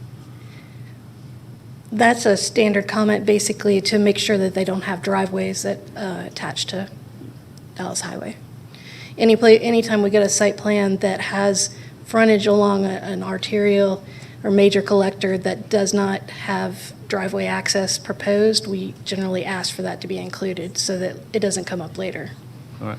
What about your comment number 11 regarding McConnell Road and Lost Mountain Road? Regarding a horizontal traffic calming measure. Tell us about that. So that was a comment for their previous site plan, which had a connection to McConnell. So what they had is they had a straight shot connection between McConnell and Lost Mountain. And one of the things that we have in that recommendation and spoke to them about was introducing a traffic calming measure so that there wouldn't be speeding along that straight shot road, with people basically bypassing the Lost Mountain at Dallas Highway intersection and coming through the neighborhood. Since they now cul-de-sac, it doesn't apply anymore because they no longer have the connection to McConnell Road. Okay. Anything else you wish to call to our attention? Yes, they do have perpendicular parking shown on their cul-de-sacs, and that would not be acceptable. What will you require? We don't allow parking within cul-de-sacs. I mean, as far as parking spaces goes, we've had some requests for parallel spaces, and even that, we don't have a standard on it, but we're investigating that. But perpendicular parking would absolutely not be allowed. So you'd want non-perpendicular guest parking of some kind? Right. Well, they can have guest parking along the roadway if they have space for it between driveways, but it can't be along the cul-de-sac. Anything else? No, that's it. Thank you. Any other questions? And I'll just add, they could have some strategically placed parking lots as well for guest parking, although I prefer the parallel parking. I did have a question, Amy. Sorry.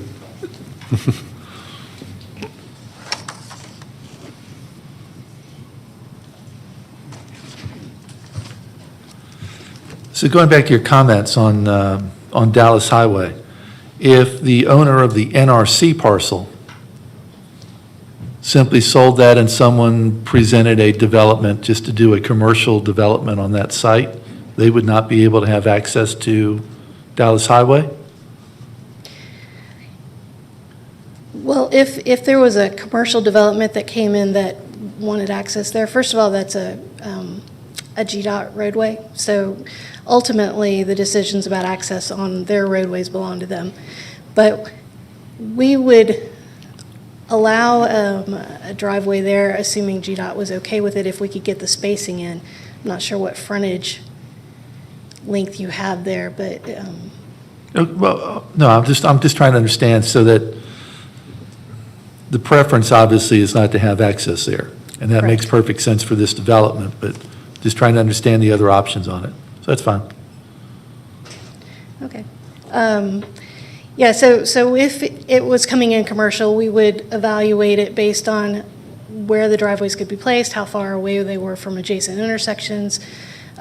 We would communicate with GDOT on whether or not they were okay with an access being added there, and those things of those nature. So a development that avoids an access is a good thing there, because this obviously, okay. Yeah, we prefer the fewest accesses to our arterials as possible. Okay, thank you. And with a residential development, it's especially touchy, and one of the reasons why we had the 10-foot no access agreement suggestion is because each parcel, each home would want its own driveway, potentially, and that's what we're trying to avoid. Okay, great, thank you.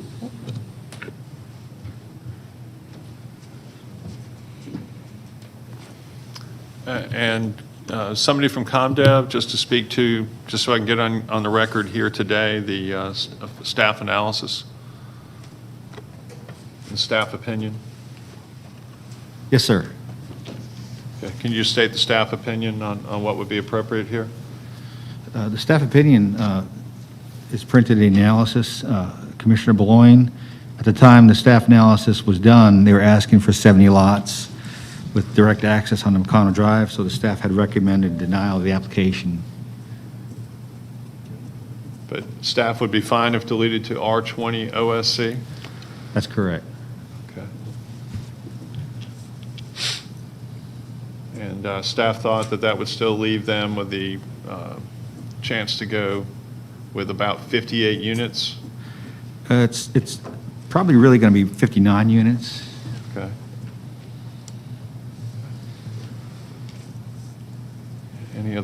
Anyone else with any questions for community development? Okay. All right. Let me ask you, Kevin, you're back up there. Let me ask you one more question. Would you rather have an opportunity to prepare a new plan that includes some dedicated berm areas along McConnell and along the south side of the project, and bring that back to, and also addresses the parking issues addressed by Amy Diaz, or would you rather us make a recommendation at this time? I hesitate to ask this, but I'd rather, the If you those need a minute changes to can be- walk out and talk to your client No, real so quick. it's okay. Looks like he might want to talk to you. And we're fine with that. Yeah, no, I mean, I think if we could, those are issues I think can be easily addressed in the plan. I know what cannot be easily addressed in the plan is a 58 or 59 lot plan. I think we can look at how we might address those specific issues and see where we end up with it. But I just know from, at the end of the day, they have to be able to, this has to be an economic deal. So, but if we're fine to make those changes, those are changes that can be incorporated, that can be done quite easily. And if that would be the recommendation, that's fine. But if we need to do that to come back and have further discussions regarding that, perhaps that's what we'd like to do. But let me speak to him real quick.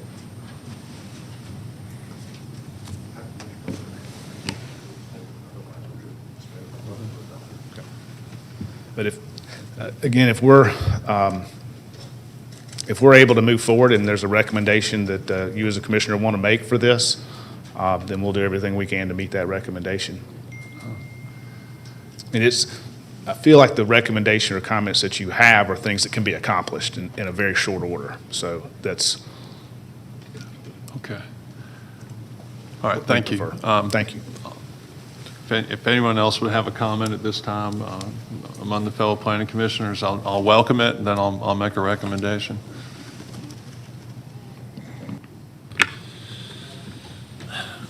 I think the struggle is over a few, well, I shouldn't say a few, obviously, there's a number of units. While we talk about density and how we measure that, be it an R20 or an R15 by lot size, I think the underlying issue might be something more called intensity, and what increase in intensity is created by those additional units. And I'm not sure with all of the proposed buffering that almost makes the homes invisible from the road. It reduces us to a traffic issue. Lost Mountain, as Amy indicated, is already planned for a widening that could accommodate some number of cars. And to the extent that we're removing commercial from the project and replacing it with residential, that also reduces the future intensity. So I think to the extent that you can replace commercial with homeowner lots, be they 15,000 or 20,000 square foot lots, that does merit some consideration. And again, on the schools, Cobb County does have a huge addition planned for Hillgrove High School that will put it well under capacity when it's completed in the next year or two with the SPLOST funds. Anybody else want to comment? I'll just add a couple for the community. I did a little quick numbers on if they kind of went with more or less the present zoning, meaning the R30 on 28 acres of it, and what's currently commercially zoned, that the PSC would have to have a rezoning, but then RC. But kind of in the land use plan, it looks like there's probably about 5 acres, 5.3 acres. And you can often do something like a suburban condo, or we often see townhomes and things like that brought into those areas at a density roughly around 5 or 6. Sometimes we see a mixed-use development that may even get a little bit higher. But if we just use 5 in the commercial areas, and R30 normally gets you about 1.1 units per acre, that comes out to about 57, 58 homes. R20 comes out 58, 59 homes probably.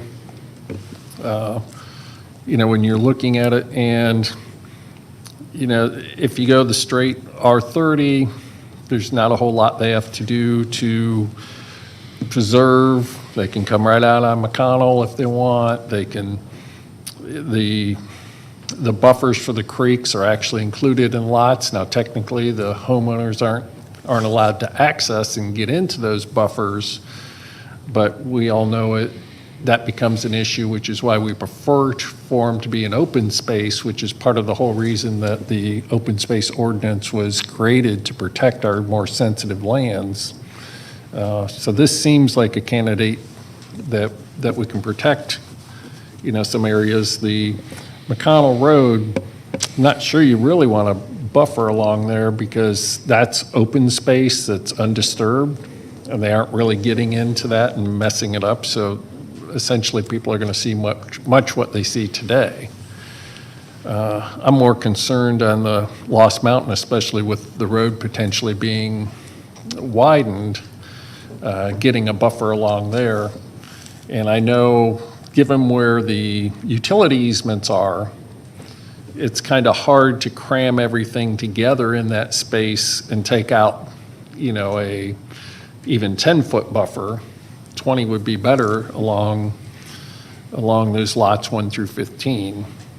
I would probably look at it and say, in District 4, we've often given a variance on lot size when that equal amount of land goes into a common area buffer, so that it's protected by the HOA more than individual lots, but you could look at it as individual lots if there's a strong desire to say, hey, every lot meets the minimum 10,000 lot size, with an easement. But I would definitely worry about a nice buffer, make sure it's stipulated, and that the HOA has a mechanism for maintaining it along Lost Mountain so that you don't end up looking at the backs of houses. The parking's always an issue that probably should be solved up front. Sometimes it gets hard to get those parallel spaces between houses because there's a certain amount in the standards of space, that you need from a driveway to put in a parallel space, and all of those things may not be so hard on here where some of them are a little wider, but most of these only look like they're 50 to 60 foot wide, which makes it a little tougher to get parallel parking in along there. So I think you probably ought to ask them to address the parking issue and come up with a good solution for it. The fire department likes it also to be, spread out. Right now, it's fairly concentrated, slightly spread out, but, I'd like to see it spread out more. If you're all the way down at the ones up by Dallas Highway, you need a little guest parking up there as well.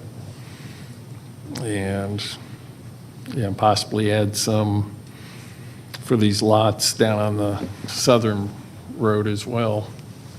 So just my comments for you to consider.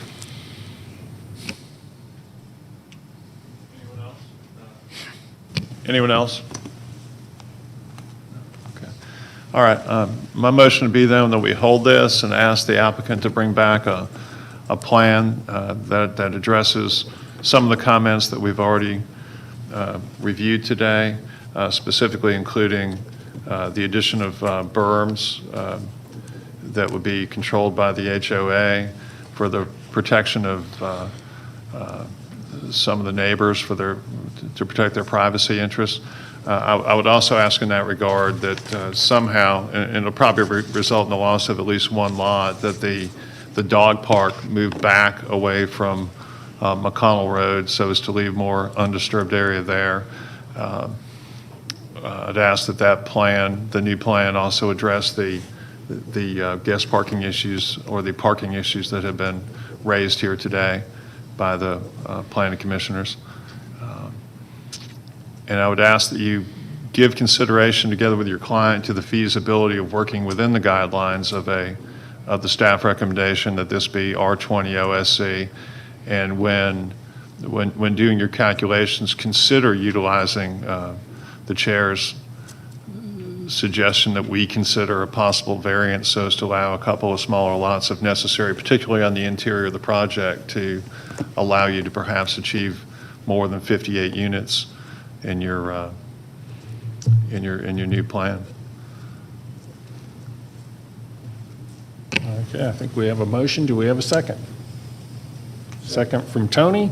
Any further discussion? Okay, call the question. All those in favor of the motion? And that carries 5-0 for a hold. We'll see you next month, Kevin. Thank you. Okay, and now we've been going at it about an hour and 45 minutes. We're going to take a short break, 10-minute break, so we'll be back about 10:55.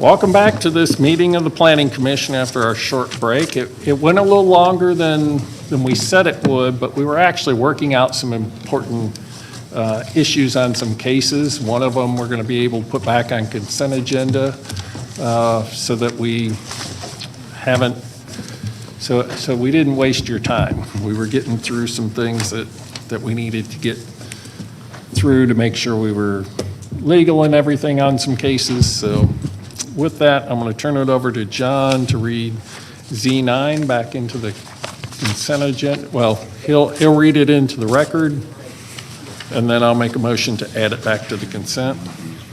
Okay. Rezoning case Z9, Rutvik Emil DeMello requests a rezoning from CF and GC to NRC for convenience store retail sales in land lots 556 and 557 of the 19th district. The property is located on the southeast side of Austell Road, east of the intersection of Austell Road and East Callaway Road. Staff recommends approval, subject to the following conditions. Number one, letter from Mr. Garvis L. Sams Jr. dated February 19th, 2021, with the deletion of the building elevations. Number two, fire department comments and recommendations. Number three, site plan review comments and recommendations. Number four, stormwater management division comments and recommendations. Number five, water and sewer comments. Number six, Department of Transportation comments. And number seven, adherence to the Austell Road design guidelines with the district commissioner approving final building elevations. Is there anyone here in person opposed to rezoning case Z9? The director says there's no one here in person, and there's no one here virtually opposed to rezoning case Z9, Mr. Chairman and Board. And I believe Mr. Sams wants to add one more comment to this case. Just one comment, Mr. Chairman, and thank you again, Garvis Sams, on behalf of the applicant and property owner. I met with a gentleman here that showed up evidently pursuant to a letter his attorney had sent to you that you received either late last night or this morning. And so he and I have chatted. He was under the impression that we were proposing a convenience store from this site. The original application was, but it's evolved into, by virtue of the stipulation letter, just simply a request for retail and associated office, and so there's no canopies, no pavilions, nothing like that. So it is not a C-store, and we'll agree to no dispensing of fuel. Well, there's two C-stores right in the area, so we just wanted to say that for the public record. Thank you for putting it back on the consent. I'll be in touch with his attorney, and we'll circle back to you, Mr. Chairman.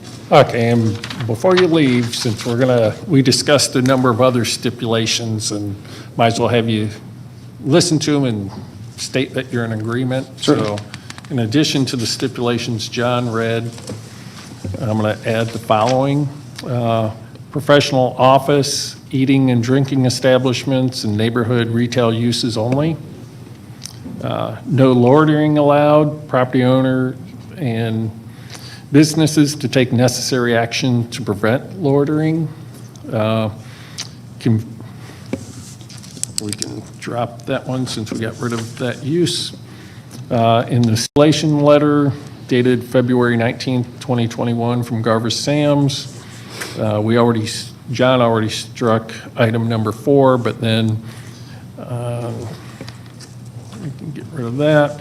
On item number 11, which is prohibitive uses, we'll add to that fuel sales, just to be clear. Bail bonds establishments, check cashing establishments, car washes, emissions and inspection stations, and nursery, schools, or child daycare. On item number 13, which deals with prohibitive minor modifications, add to those increase the overall building square footage, change that is in conflict with an express stipulation or condition of zoning, or one that requires a variance or violates Cobb County ordinance. And I'm just going to add a little clerk's note that if you look at the GIS and site plan, they aren't quite the same, so maybe we can send that over to the tax assessor to get them to investigate. I'm sure the survey is probably the correct one, but it's always nice when we see things to get those corrected. With that, I'm going to make a motion first that we add this back to the consent agenda. Okay, any further discussion on that? Okay, motion to add to the consent agenda, all in favor? That carries 5-0. And then I think we need a motion to approve the consent agenda as amended. Okay, and then a second? Okay, I will give it to Deborah this time. You guys are tied. Any further discussion? Not seeing any. All who in favor of approving the consent agenda, and that carries 5-0. So. Thank you, Mr. Chairman. We'll have a revised stipulation letter in the other, and take care of these other items you mentioned as well. Thanks, sir. Okay, thank you.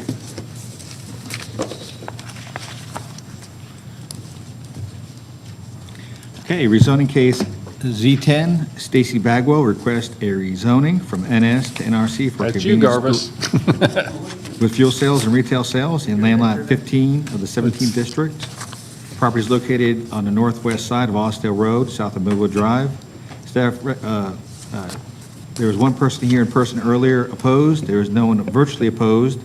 Would all those folks here in person opposed please come forward to be sworn in?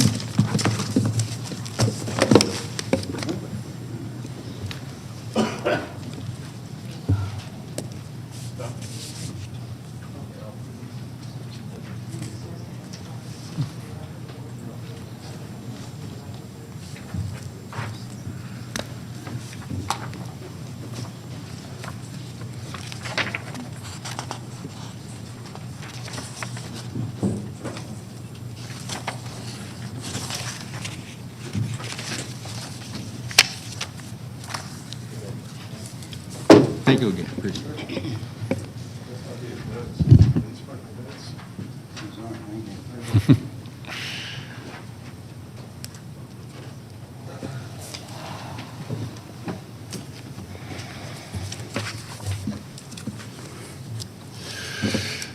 Anytime you're ready, Garvis. Thank you, I know Mr. we got you a Chairman. little out of order there. Well, that's what junior partners seem to do from time to time, but he'll be schooled on that when we get back to the office. But, no, seriously, thank you for allowing us to present before you and for taking the time and consideration on the previous application to clear up some issues, which we make certain that we do in written form. Again, for the record, with respect to this application, my name is Garvis Sams. I'm with the law firm Sams, Larkin, and Huff here in Marietta, and I represent the applicant and property owner concerning this application for rezoning. Even though on Austell Road, the other similarities or any similarities to this and the last one, which I almost presented and certainly you have considered, in terms of the positioning and configuration and functionality of this property, among other reasons, makes it an appropriate site for a convenience store, fuel cells, and ancillary retail as well. The property itself is actually zoned in the NS classification, which of course has been upgraded to an NRC. But in terms of the equivalency between the two, they're essentially the same. And this property consists of a 2.44 acre tract. As you can see, it's not as irregularly configured as the last one that I had that stayed on the consent agenda. It's got a fairly good shape to it, but there are some developmental constraints which we'll get into in just a minute. The property is zoned NS, but it has direct contiguity to properties that are zoned NRC back in 2017, and is otherwise, as you can see, contiguous to other commercially zoned and utilized property which run along the western side of Austell Road. While this application has been pending, we've interfaced with the county's professional staff. We have received calls. As you know, we're obligated, but we really like to send the letters out to everyone within 1,000 feet. It eliminates surprises or eliminates opportunities where things are not addressed, or creates opportunities where we can either address them or not, but we prefer to before we get here. So we've heard no opposition from this since the application was filed, and I'm not sure the nature of the opposition, but I'm sure the gentleman who is here, he and I will have an opportunity to chat between now and the Board of Commissioners meeting, if not today. We submitted an application for rezoning, and of course, we submitted our stipulation letter on February the 19th. 30 days prior to this hearing, or at least 30 days prior to this hearing, we sent out the notification letters, we're asking that it be rezoned to NRC for the purpose of the construction of a 3,240 square foot convenience store with fuel cells, 1,260 square feet of complementary retail type space, and then 3,240 square feet for a fast casual restaurant. The stipulations that we submitted on February the 19th are amenable to my clients, property owner, and the applicant, and we're agreeable to those becoming conditions and a part of the grant of the rezoning. First of all, we agree that this rezoning from NS to NRC will be consistent with and substantial conformity to this revised site plan, which was signed and sealed on February the 10th of 2021. Again, I told you the components of the breakdown between the retail, the restaurant, and the convenience store components of this. We also agreed to the architectural style and composition of the renderings and elevations we submitted with the stipulation letter, as we did with Z9, only to realize that they weren't even close to being consistent with the Austell Road corridor guidelines in terms of architectural design and detail standards. So you'll be seeing some revised architecture and imagery, or certainly the Board of Commissioners. I didn't want you to think we were silent as to that. The renderings that were submitted look rather nice, but then again, they were not fully compliant with the corridor requirements. So what we've done on this is go through a number of otherwise permitted uses under the NRC classification, and we do that a number of times when there are either, in addition to businesses, there are residences, and Austell Road is it's a commercial corridor that carries 30-plus thousand cars a day, but it also still has a residential presence on that. So we've agreed there won't be any automotive sales or service, no full-service gas stations, nothing auto-centric, repair shops or body shops, the usual about billiards or pool halls, and video arcades is a primary use, and any tattoo, piercing, although that's becoming more and more palatable, it seems like. Self-service laundry facilities. There's at least 25 uses that we've agreed to prohibit that would otherwise be allowable under NRC. And also retail facilities that sell guns or knives or weapons. Typically, that stipulation comes from the Mapleton Improvement Coalition, but there's no reason it can't be extended to other areas outside of that particular zip code. The area that you see on the site plan, we want it to be maximally illuminated for security purposes to the extent allowed under the ordinance. We want the security lighting on the buildings also to be maximally illuminated. With that, we will agree to, and it's not in the stipulator, but we'll agree to the submission of a photometric plans to ensure that illumination on the property doesn't extend outside the boundaries of the property. The dumpsters will be in accordance with the architectural style and composition once that's submitted, but more importantly, it'll meet all the aspects, and there's a specific section of the zoning ordinance regarding dumpsters, so it'll meet all aspects of that, which is required to do without me even saying that, but just so you'll have some comfort. We are submitting a landscape plan during the plan review process in order to make certain that it's palatable to those residential properties to which it does have adjacency.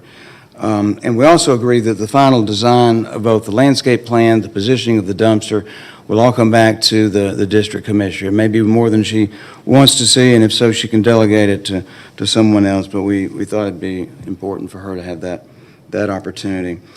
Cobb DOT has asked that we address interior maneuverability issues, which we have done. This is a revised site plan which enhances that in terms of not only our customers and our clientele, but for public safety vehicles, sanitation vehicles, and police emergency and routine vehicles as well. Austell Road is a GDOT road, so we'll have to run our plans by them with respect to any encroachments into DOT right-of-way. And the point that you see on Austell Road of ingress and egress, as shown on the revised site plan, right in, right out only. I know Mr. Carver's listened. We met with him at the applicant's meeting. We've agreed to all the recommendations from the Stormwater Management Division with respect to the ultimate location and configuration of on-site detention and water quality components.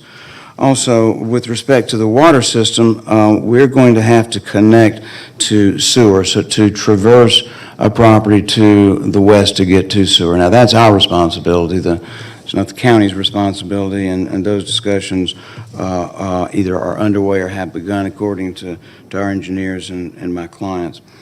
The fire code is certainly applicable with any properties that are rezoned or entitled. In this case, the ISC 510 requirement regarding emergency responder radio coverage has been included.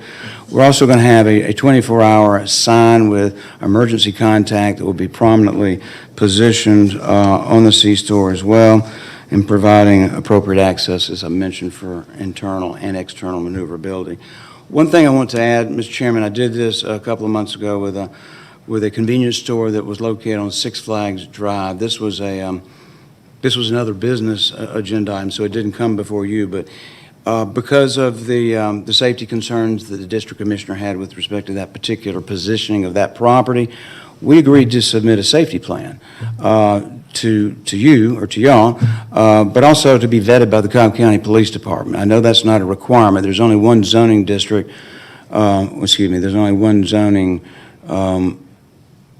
classification, that's purpose-built student housing, that requires that, but we have found in talking with now Madam Chairman, Ms. Cupid, and District Commissioner, Ms. Sheffield, that it might not hurt to do that with all convenience stores. I know you add the no loitering and these type things, which are important stipulations, and certainly it's incumbent upon our management to make sure that occurs. But in the interim, I intend to prepare a safety plan. We're agreeable, obviously, to staff's recommendation for approval. We urge you to approve this as well. I'm out of time, so we just ask that you follow your staff's recommendation and recommend that this be approved to the Board of Commissioners. Thanks, sir. Okay, thank you, Garvis, and I believe we have one gentleman who wants to speak in opposition. Do we have anybody online? Okay, no virtual, just one in person.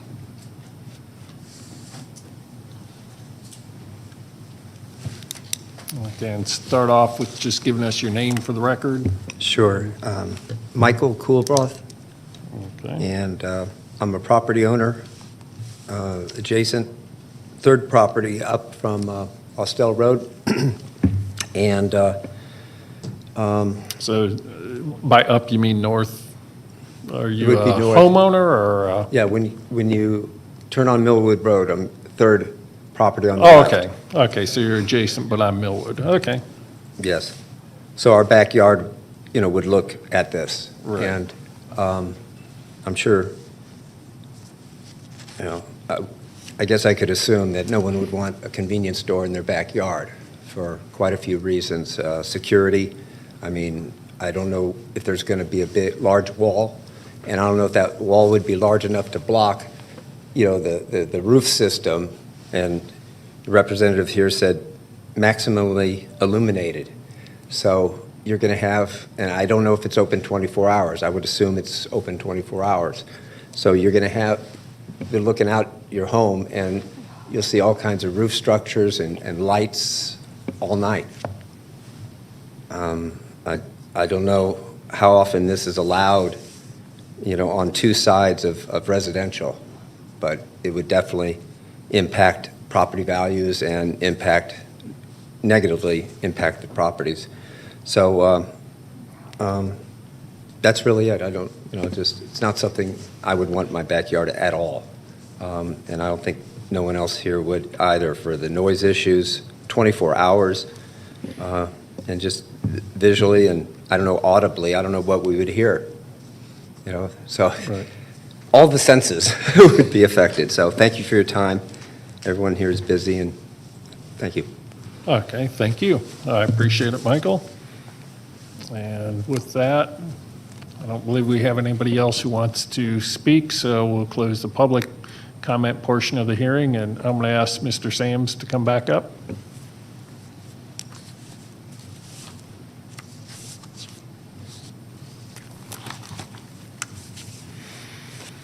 Thanks, sir. I'm going to ask you, you just heard the comments. Can you describe what will be there, maybe what you can do to alleviate some of those concerns? Certainly. First of all, this is 7 a.m. until midnight, so it's not a 24/7 operation for a convenience store. Secondly, maximally illuminated. Those are not terms of art. Those are mine, and they have to do with achieving security purposes. But closer inspection of the stipulation, notice that it's environmentally sensitive and maximally lighted to the extent that it's downward illumination, and the stipulation reads that nothing will escape the boundaries, and that's the reason I've added, again, the agreement to submit a photometric plan so it doesn't just come out of my mouth. It has to be approved by DOT on photometric purposes. The landscape plan, I'll be glad to get with Michael. I did not catch his last name, did you? I started to write it and then didn't finish writing it. Okay, so- I'll circle back with him, and I'll get his phone number and his address if he'll give that to me, and we'll talk with him about ways that we can protect and buffer and attenuate any generation of activity on the site from him. Just so you'll know, this has been in an activity center in Zone NS, I believe, since December 26, 1972. So, which doesn't mean anything other than it obviously was destined for some type of non-residential utilization, is included in your neighborhood activity center. So, I would suggest to whoever developed the residential development that Michael is in, that maybe they knew that and maybe should have, or maybe they did plan for buffering, but I'll get with him and make sure that we can satisfy his concerns. Okay, thank you. And we might add a couple things in here. Let's see, does anybody else have any questions of Garvis? Go ahead. The gentleman who spoke is in that house on Millwood, and you already plan to have a landscape buffer along the backs of the home on Millwood. Yes, sir. You know, we can talk about what goes there. My understanding is we also have some R20 lots across the street. Yes, sir. Undeveloped, I believe. And one thing I'm just curious about, and I hadn't really thought much about, because we really haven't, I'm not sure I've seen a C-store coming in across from residential lots before, so I would expect usually when you have a C-store, there's going to be some need to keep lights on all night for security or for safety. Just those on the buildings, and they'll have automatic cutoffs on those.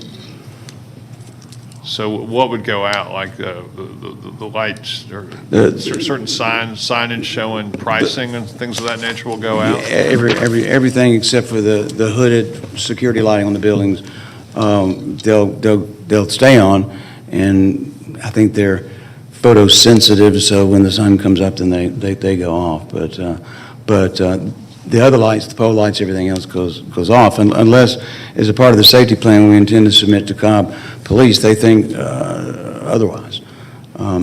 So that's still a work in progress, Mr. Boulogne. That's a tough issue to. Yeah. You have competing interests. You have the guy across the street who won't want all those lights on, and you've got the need for security, and generally speaking, more is better with that. I don't know how you balance that. I just wanted to get your thoughts on it. Well, we're sensitive to it, and we with the one that I did on Six Flags, we were fortunate in that we could keep everything in front of us because we were right on an interstate on Six Flags Parkway and City View. In this particular instance, we're more centrally located within the site, so it's a little more of a challenge, but our engineers seem to think we can do it, and so I'll huddle with them and huddle with Michael. And I don't mean disrespect, I just didn't catch his last name. Thanks, sir. Okay, thank you. Anybody else? Tony? I would add, Garvis, one thing you might check on that, and Fred, to your point, and I don't know if Jason Gaines might be on the line or Phil Westbrook or somebody from planning. There was actually a study when she was Commissioner Cupid, not Chairwoman Cupid. Planning conducted a MTAP study through ULI for this whole corridor. and that intersection between Windy Hill and Austell Road. And that's still on the Planning Commission website, if you want to take a look at that. But to your point, Fred, those lots that are down across, those were projected as being redeveloped as commercial or mixed use. So that's kind of the plan for those in the future. But if that helps in trying to resolve those items, you might look at those. Mr. Wainwright, are you saying the ULI plan projects the properties across the street from being? Yes, those properties that are across, as you said, they're undeveloped at the moment. Yes, sir. But that is, they were part of that plan coming down Austell Road and along the Austell Road-Windy Hill intersection. I'm supposed to know it all, but I did not know that, but I'll certainly take a look at that. It's on the website. It's on the website. All right, thank you. I'll say those properties are either undeveloped or what we would consider underdeveloped, because there is a couple houses on them that I can see. Okay, and ULI is the Urban Land Institute. Yeah, for the viewing public. So you know what we're referring to. And this is, as Garvis mentioned, a property that was designated when Cobb County adopted zoning in 1972 as a commercial property. It has the zoning of NS, which is neighborhood shopping. That's an older category that we don't really use anymore, which is why they're coming in for zoning on this. But it's certainly something that back then, they would have been allowed retail. I'm not sure about the fuel sales under that one. We don't use that, so I don't know all the details of that category. But, it certainly would have been commercial of some nature in that. So somebody sat on it. Luckily, people have had that. One of the things that may make Michael and his neighbors feel more at ease is that the applicant is, normally they'd be required to put in a 10-foot buffer, which is basically a single row of planting. This, they are showing a 35-foot buffer, which will give them, 2 to 3 rows of plantings, which allows them to stagger them and make it much denser. Now, Garvis, would you be willing to do like a 6-foot chain link fence along the property line so that, just to keep people from leaving the station, going into their properties and that? Well certainly, and probably a black or green vinyl type chain link fence. And, you can do the opaque fences and of wood and whatnot, but as you've all heard, they look the first day they're they just go downhill fast. Yeah, and that's just for Michael's. He may not want his backyard, but I'll ask him. Yeah, with the screening buffer, you shouldn't be seeing a whole lot through anyway, and those wood fences tend to just fall apart rapidly, and 5 years down the line, you wish it wasn't there because it's half down, and then you're arguing with the store to put it up, where a good chain link fence will, provide you security for decades. So that's why I'm going that route versus a privacy fence, because of the big buffer, and that I think it will provide you, more security. The big buffer also provides a lot of sound buffering. That's an evergreen buffer, landscape buffer, so that, so it'll be green all year round and function all year. So I think that will help, and that's something that's, they're offering, 3.5 times more than what the code would normally require on that. So they were concerned about the residential, people. I think the limiting the hours operation will help if we can say that there'll be a lower intensity of lighting during the closed hours, so that it's not an all-night thing. And I fully get that you probably prefer there not to be something there. We're just, you know, the county can't say, up, you can't develop your property, you got to leave it vacant. And it's been zoned commercial for 50 years, basically. And, you know, and this use is in line with all the plans and that, so we have a hard time turning it down. And Mr. Sams is a great lawyer. He'd run right to court if we turned him down. Because that would be that. So, you know, overall, I think it's a good use for the property. Yeah, given the zoning, and we have the same type of zoning right next door with the ice cream, you know, property. We have more intense zoning across the street with the general commercial. That allows a whole lot more to be going on, you know, with some of those. And I realize some of across the street is residentially zoned still, but some of it is general commercial. And we have the straw and all of that, all those tractor trailers coming in and out, and that's far more intense than that. So with that, does anybody else have any questions or comments before I make a motion?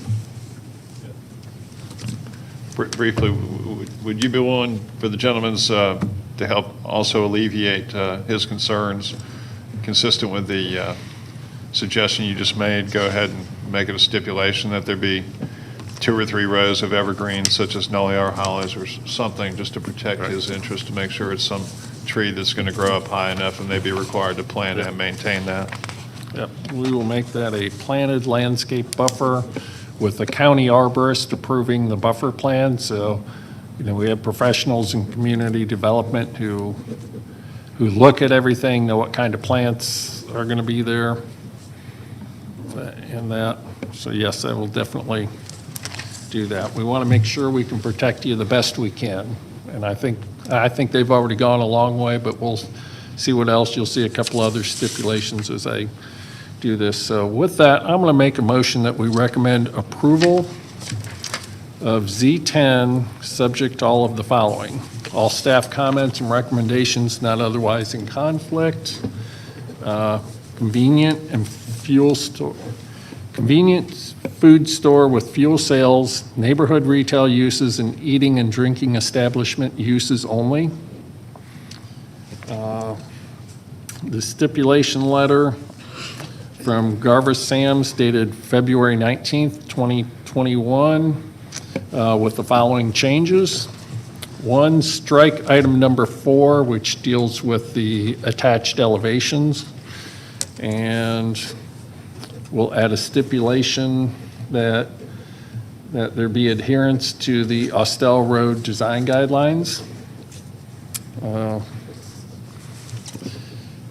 And then on Garvis's letter, item number 5, add the following prohibited uses: light automotive repair, tire and rim sales and installation, bail bond establishments, gold or other precious metal buying or selling, thrift stores, secondhand stores or flea markets, car washes, emissions and/or inspection stations, nursery schools or daycares, and there's one that currently reads video arcades as a primary use, just scratch as a primary use and just no video arcades. And then there's also an item in there that says adult themed shops or bookstores as a primary use, scratch the as a primary use. So therefore, video arcades and adult themed shops or bookstores are not allowed. Item number 13, to the minor modifications, add to the prohibited minor modifications, add increase overall building square footage, change that is in conflict with an expressed stipulation or condition of zoning, or requires a variance or violates Cobb County ordinance. We'll go back to no loitering allowed, property owner and businesses to take necessary actions to prevent loitering. Convenient food store use to have a security plan approved by the Cobb County Police Department.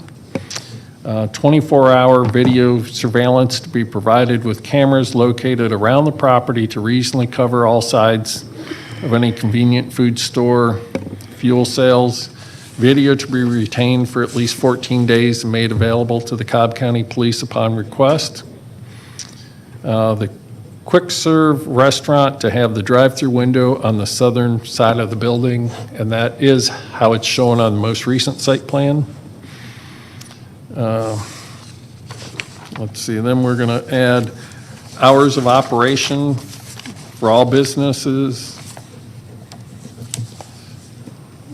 You said 7 a.m., but that's a little, probably 6 a.m., right? I mean, if you're going to have the quick serve and that, we'll say 6 a.m. to midnight. Yes, sir. Photometric plan to be approved by Cobb County DOT and Community Development. Lower intensity of lighting during closed hours, and that to be detailed in the photometric plan. 6-foot black vinyl coated chain link fencing to be provided along all residentially zoned properties. The 35-foot screening buffer to be a landscape buffer with at least 3 rows of planting of evergreens, and the landscape plan to be approved by the county arborist. Let's see, did I forget anything, guys?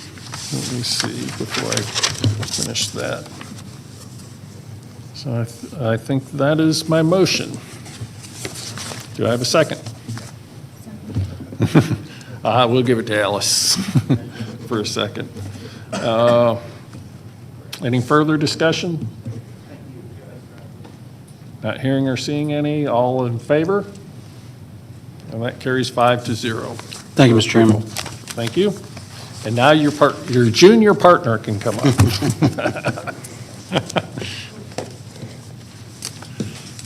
I might not get in trouble with him, but I will with his wife for saying that, I'm sure. Okay, rezoning case Z11, Venture Communities LLC, request rezoning from GC to RM12 for condominiums in land lot A54 of the 17th District. The property is located on the east side of I-75 at the terminus of Leland Drive. Is there anyone here in person opposed to rezoning case Z11? Just one? Okay. Mr. Chairman, Board, there's one person here in person opposed to rezoning case Z11, and we do have one person, just one person here opposed, and there's no one virtually opposed. Would the one person opposed please come forward and be sworn in?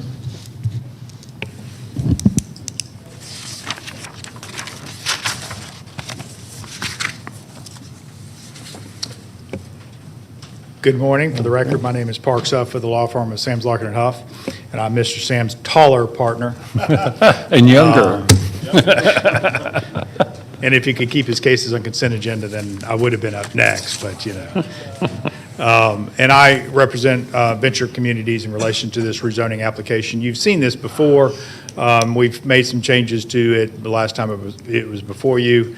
The subject property is shown here on the site plan. It's at the end of Leland Drive.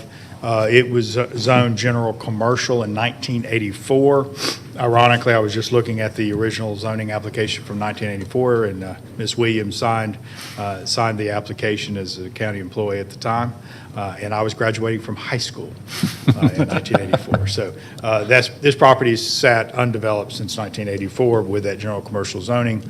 The property, as you can see, the predominant zonings in the area are RM12 in apartment complexes to the east, and then RM8 to the north, although that is owned by Cobb County, and then O&I along Leland Drive as you enter our site. So you can see it's a mixture of zonings in the area. The land use plan actually has this property designated as parkland. It shows up as the green, and so this is general commercial and a parkland, so it does have to be rezoned.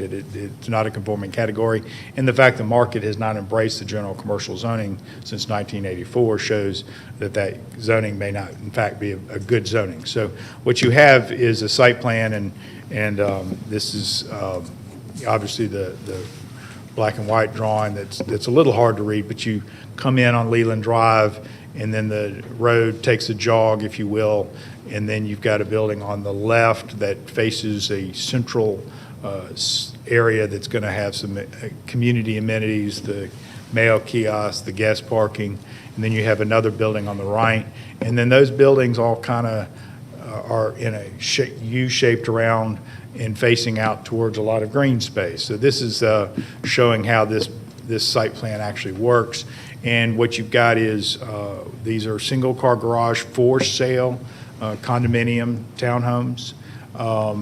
In each building, there's different numbers of units, but each unit will have a one-car garage, and then there is one of the conditions that changed as we came back is ensuring that there's plenty of parking pad area outside the garage, and then plenty of gas parking. And you can see here with this site plan how we have the gas parking, and we have everything kind of clustered facing the community area that will have some amenities for the community as a whole. And one of the things that as this board looks at different areas of the county and different housing opportunities is that we have an incredibly diverse county in terms of who needs what type of housing. The previous zoning, we were looking at Lost Mountain, we were looking at single-family homes with a traditional, husband and wife, family, that type of housing. But there is a lot of housing needs for young people that want to buy, that don't have an opportunity in some areas and don't want and want to be closer to work, closer to the activities that you have around the Battery and things like that. So you have single parents, you have young professionals, you have a wide range of folks, and we need to make sure that we provide different housing and not just focus on one type of housing.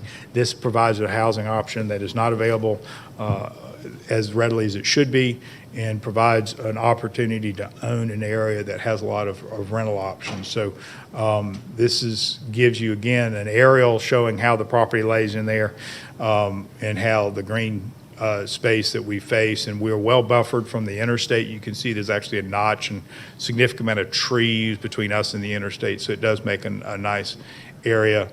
This is renderings of the proposed buildings and showing how this would be like facing out, if you will, and the units have varying degrees of walking up. You've got some on the end, some on the front, and then as the units are stacked upon each other, each unit has a variation of a patio either facing or a porch facing one way or the other way, and I'm going to give you the other view, or a ground level patio as shown there. And this is the back view and showing the allowance for parking in the parking on the driveway in the single car garage, and then the porches above those so that each unit has some outdoor living space.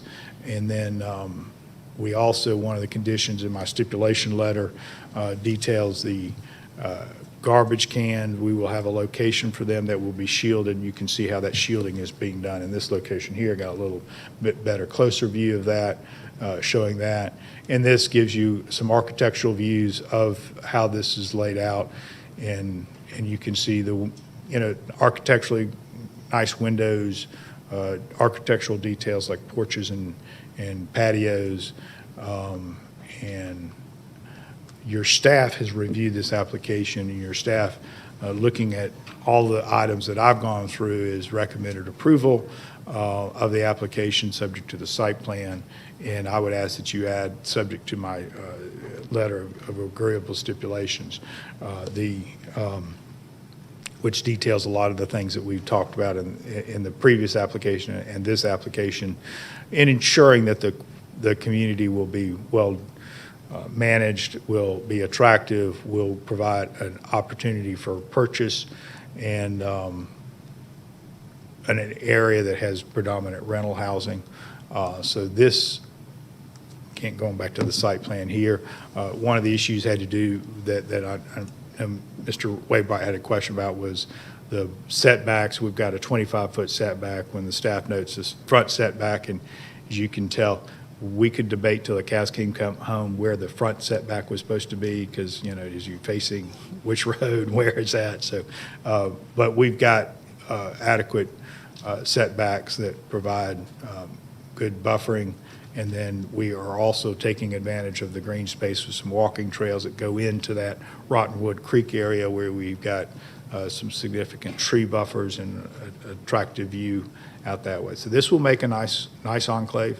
One of the things that I know you're very aware of is that the county should be rightfully proud of all the offices and employment that we have at the Cumberland Galleria area. One of the challenges is that I think I saw a study recently that over 50% of the employees actually live outside of Cobb County. And when we talk about traffic problems, one of the significant things that we often do not talk about is that we're not providing the housing for the employees that we have in this county. And so providing an opportunity for owner-occupied people to live close to employment centers is very important. And something that sometimes we don't focus on, and this is what this project provides in this location. So the property is currently zoned general commercial. It's been zoned that way since '84. It needs to be zoned in a conforming category, given the predominant commercial or predominant categories adjacent to us of multifamily. The RM8 category is appropriate. And the project, I think, is well thought out, provides some great opportunities for different housing types in this county. So I appreciate your time. I'm available to answer any questions you have, and my client is also here to be able to answer any questions you have. I've not been aware of opposition at this time when this came through before. It was on the consent agenda, and I had not heard of any feedback, so I'll be curious and be glad to respond to the gentleman's questions and concerns as he comes up. Be glad to try to address them, but I'm just not aware of what they are at this time. So I appreciate your time. Thank you. Thank you, Parks. And with that, we'll ask to hear from the opposition.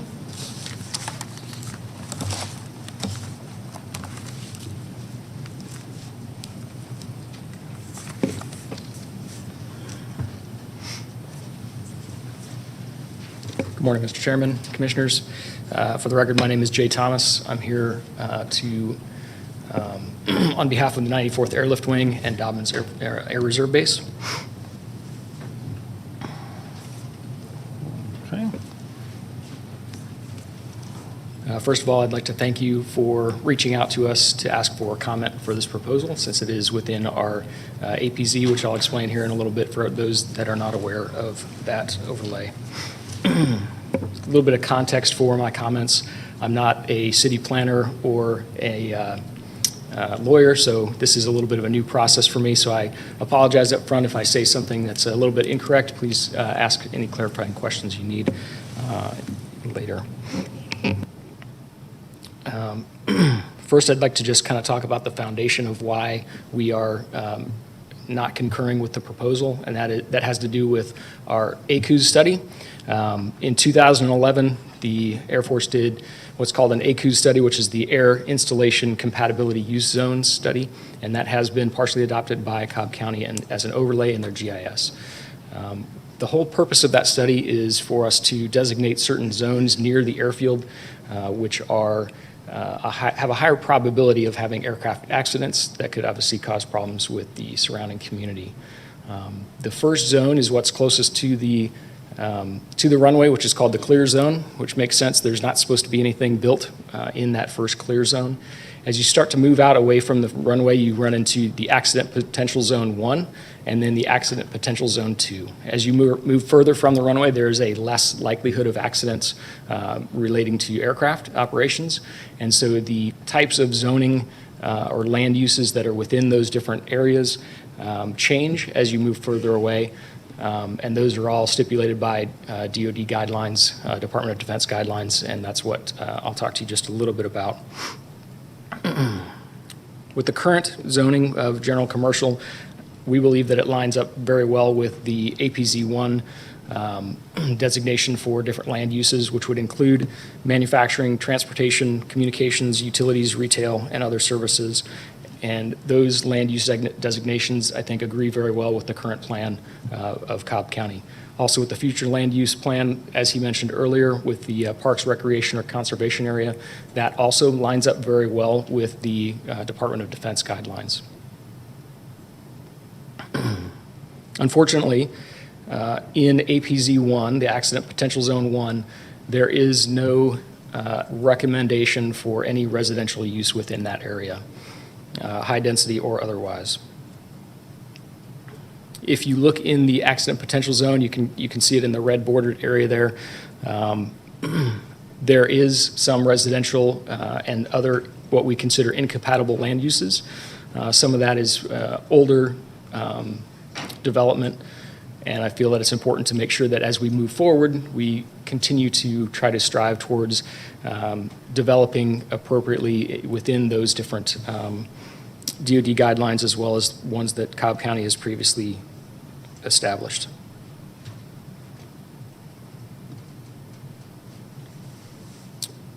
Also, based on the comments from your staff, they did mention that the proposal is not in conformity with the policies or intent of the Cobb County Comprehensive Plan. And based on that, it's the 94th Airlift Wing stance that we are not in agreement with this proposal, and we would oppose the zoning change. Thank you for your consideration. Thank you, I appreciate it, Jay. I'm sure there'll probably be some comments on that coming up. So with that, I'll close the public portion of this hearing, and it's back to this board, and Commissioner Waybright is the one handling this case, so I'll turn it over to him. All right, thank you very much. Jay, first, that is absolutely the first time anyone's appeared that I can remember speaking on behalf, and thank you. It's good to know that the issues are being considered, so we do appreciate that. Sure, Parks. If you're far enough beyond graduating high school to do this, but.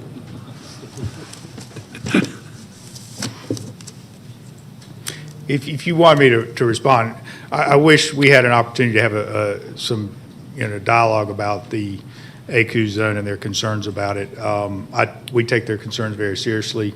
I think there's some inconsistency here in that if you had an office building with 500 workers, that's within, is that okay? But so you're going to put people at risk at work, but not at home is, and how much time you spend at your home versus, so I think that we're on the edge of the ACUs. I think there's some dialogue, and if there's anything we can do to lessen their concerns. I don't think it's a straight residential versus non-residential. I think that's a short-sighted way to look at it, because office buildings can have a lot more people and a lot more tighter category and potentially pose a greater risk, especially since most of the flights are during the day. I'm very aware of their pattern. They do fly at night, but most flying is done during the day. So, I think that we'll be glad to address other concerns, but I think to simply say no residential doesn't necessarily respond to their concerns about the ACU zones. Want to make sure that we're responsive and can see if we can address it in other ways. But and as I said, we are at the edge of that. I do point out your staff recommended that it is compliant with your land use plan, and they recommended approval. All right. So one item, and I know you touched on it just a little bit, but maybe not as far. The size of the units, you're projecting everything to be 2 and 3 bedroom, correct? No 1 bedroom units? That's correct. And the 3 bedroom units could be as large as 2,100 square feet? That is correct. Okay. All right, sizable, thank you.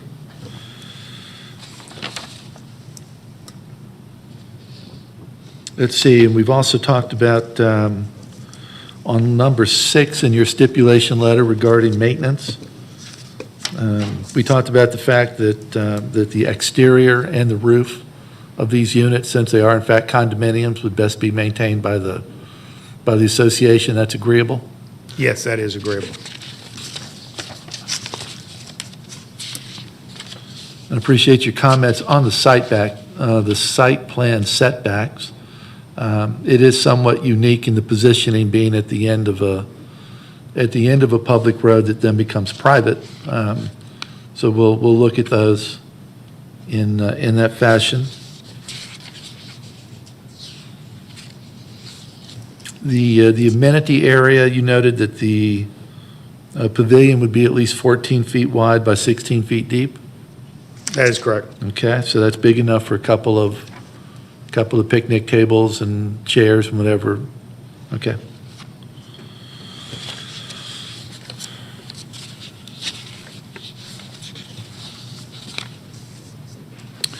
Those are the only questions I have right now. Anybody else has any questions or comments? And then I would like to have Jay come back up, just ask a couple of questions, just because we normally don't do that with opposition, but I think in this case, it's more like an outside staff position or somebody that we would in fact speak to. Question. It mentioned that this site may be eligible for fee in lieu of detention. Has that been determined? I believe that my client has done the due diligence that it is a reasonably likelihood, but until we do the full hydrology study, we won't be able to show it.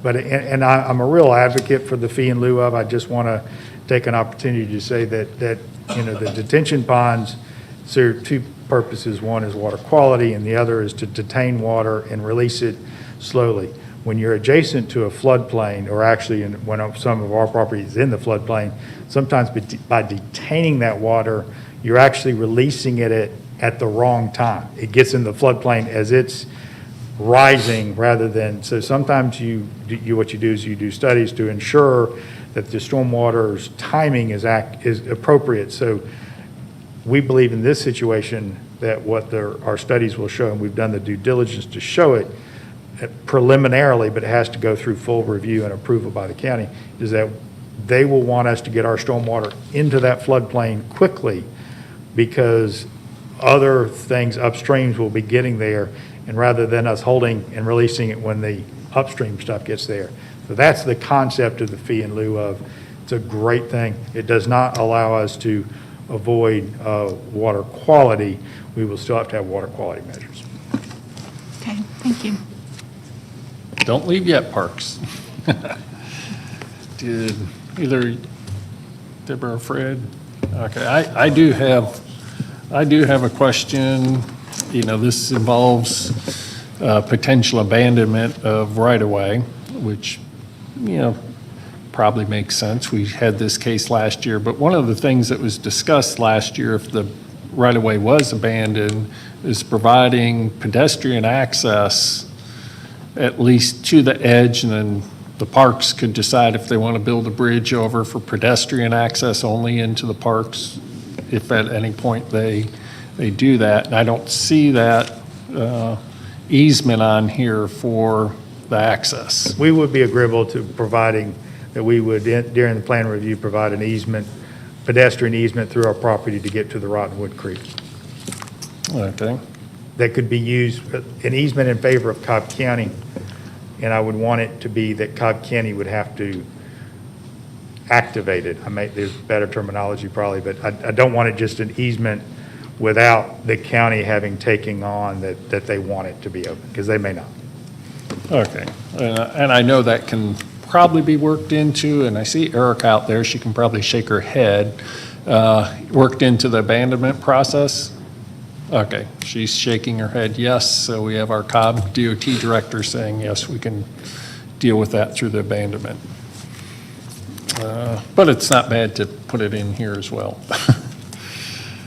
My other comments, I think, primarily revolve around the Dobbins issues and that. And I'll just say we could probably ask Jay to come back up. He is still here, right? Yes, Jay. Okay, there he is. I didn't see you for a If second. there's nothing further for Parks? I don't think so, so you can have a seat.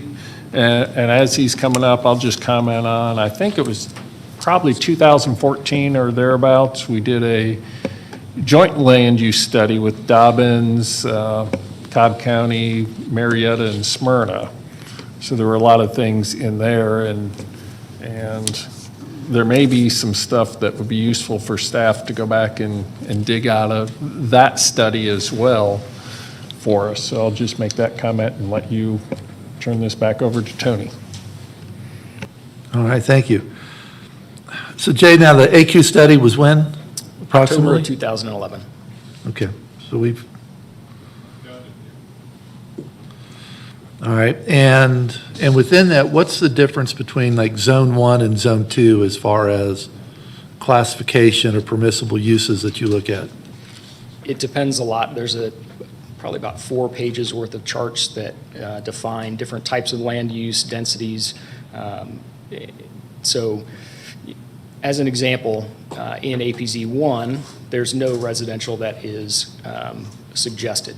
Once you move out to APZ 2, there are some residential uses that are suggested, but they will limit on the density of that residential development. Okay, and when it is, when it's looking at those categories, and specifying a density, for instance, what do you know, off the top of your head, what densities would be for those residential areas?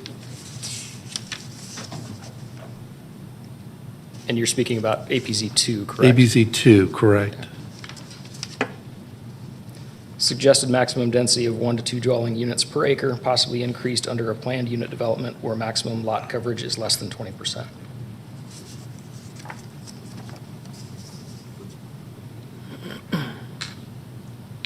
Okay, and the AQ was specifically for Dobbins, correct? Or was that a general guideline used for bases all around? Those guidelines in the AQs are U.S. Air Force wide, not specific to Dobbins. Okay. And then, so within context of Dobbins, has there been I know it's just, well, you just mentioned there was a 2014 study. Do you maintain data, specific to Dobbins? Sorry, I don't have the joint land use study information with me. Okay. But yes, there are multiple studies that we do in coordination with Cobb County and other communities that have a lot of information. So there may be some overlap in different studies. Okay. Those are my questions here initially. Anybody else? I guess I'll ask this. We're getting near the edge of it. Is this like a real strong objection, or is it just a concern, or how would you classify it as far as, because you understand this a whole lot better than we do, so we're trying to get some level of. I guess if I had to characterize it, we just want to make sure that you're aware of the planning guidelines that the DoD provides for us. And we wanted to make sure that you take all of that into consideration because it does have to do with the health and safety of the public near an active runway. And I agree the flying does happen, the vast majority during the day. And we do have currently only C-130s and helicopters stationed there. But it's the DoD that could change at any time. And there are also transient type aircraft that come through that are larger, noisier, things like that. So. And I think I remember out of the joint land use study that one of the things that comes up when they're looking at base closures and realignment is how compatible the land uses are around the base. Correct. Is that correct? And encroachment in general. And this type of a safety concern would be something that would possibly cause a decision more towards closure versus not.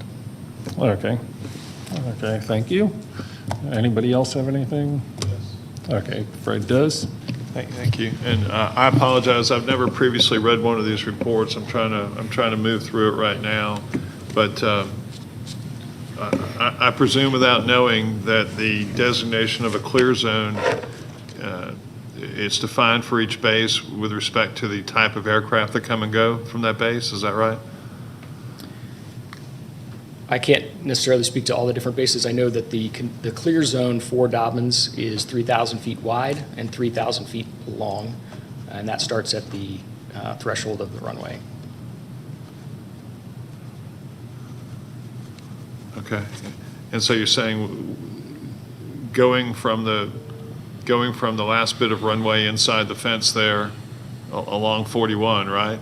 We'd go 3,000 feet in one direction to determine the end of the clear zone? Yes, sir. Okay. And where would how close would that clear zone be to any of this? You see the red side. Okay. So the first square there is the clear zone. Okay. So we are barely within the accident potential zone 1. Do you have any idea how many accidents there have been? I remember vaguely now, since you got up here, I seem to remember that in the last century, late in the last century, there was actually I think a fighter plane that came down on an apartment complex in Smyrna. Do you have any recollection about that? I don't have any data on that. I do know that in a similar situation out in San Diego near Miramar, there was a F-18 that did go down a couple miles off the end of the runway, did go into a housing development, destroyed, I believe, 3 houses, and killed 3 people. Okay. So here, I also recall having once lived in the Lee's Crossing neighborhood in Marietta, and it seemed like a lot of planes kind of took off over where our tennis courts were and the floodplain just south of our tennis courts. Do you know how close these zones come to that neighborhood, for example? I'm not familiar with that neighborhood. I apologize. Okay. Do you know specifically that there have been any crashes ever at Dobbins in any residential neighborhoods that were within any accident potential zones, whether that's 1 or 2 in the history of Dobbins? Sir, I don't have the statistics with me this morning, but I can definitely get those for you. Okay, thank you. Yeah, I just think we should, I hate to do this, but I'm probably going to suggest that we hold it for a month to just look into an issue that we, to the best of my knowledge, haven't previously encountered or entertained. Thank you. I'll say, I didn't realize it was in the APZ. I may have missed that in the analysis. I know we've had other cases, and it really has impacted which way the case went. A number of the cases ended up being withdrawn over time when the objections were raised, and I appreciate you coming and doing this because it does make a difference, so that we're fully informed to try and evaluate it. I think Alice had some information on that crash that. Just that I do remember there was a Dobbins aircraft that went down in Smyrna, I believe in an apartment complex maybe 10, 15 years ago. But that's really the only one I recall. Okay, well, let's send it back to Tony, and I'll just say I kind of think Fred may be on the right direction of holding this so that we can, let the applicant, work with Mr. Thomas and just, so we can all get better informed. So back to you, Tony. I agree with Fred. It's a, if you want to call it a case of first impression. Like I said, I really can't recall something like this coming up in a zoning, and that's either being here in the seat or being on the neighborhood side, following zonings and being close to District 2 and Smyrna. Obviously, it's an area of interest I've always followed. I know in the past, the school board has talked about where schools could or could not be built, addressing the clear zones. So I've known that they've existed, but this is different. And I don't know if it's as much just this issue and how we resolve this one. I think as you started to note, it's sort of kind of in Zone 1. It's really close to Zone 2, almost at the edge where it's an area that discretionary-wise, we would look at something like that if it was any other zoning issue and decide that that it was close enough sometimes, based upon what was doing. But because it is something that it's the first time that we've heard this, and I think the rest of the project is, is far enough along. I do think it would not hurt us to take a month to review the issues, get some thought from staff and such on how we want to address it going forward. So if it's going to be something we look at on a regular basis, then perhaps we need to do a better job of incorporating it into staff analysis. So I think we have time on this to take 30 days and review and consider, have those discussions, and get a little more detail from the professional side. Jay, if you don't mind interacting with staff a little bit on this over the coming weeks, and then we can take a look at it again for the April date. So my recommendation would be that we hold this until the April hearing and allow staff time to coordinate with Jay and the Air Wing on these issues, so we can have a little bit of a policy on how we review and apply it. Okay, we have a motion. Do we have a second? Second from Alice. Any further discussion? Not seeing any. Let's call the question. All in favor of the motion to hold? And that carries 5-0. Well, we're just moving tons of stuff along today, aren't we? Down the road. Yeah, and I just noted at page 3-12 of the October 2011 study that was referenced by the speaker, that's where it contains their specific recommendations for any residential development within any of these zones. So yeah. I just note that for the benefit of other folks here and staff as they start to assess whether there's a risk that we ought to not merely assess, but do anything with respect to or cause us any planning issues with respect to the project.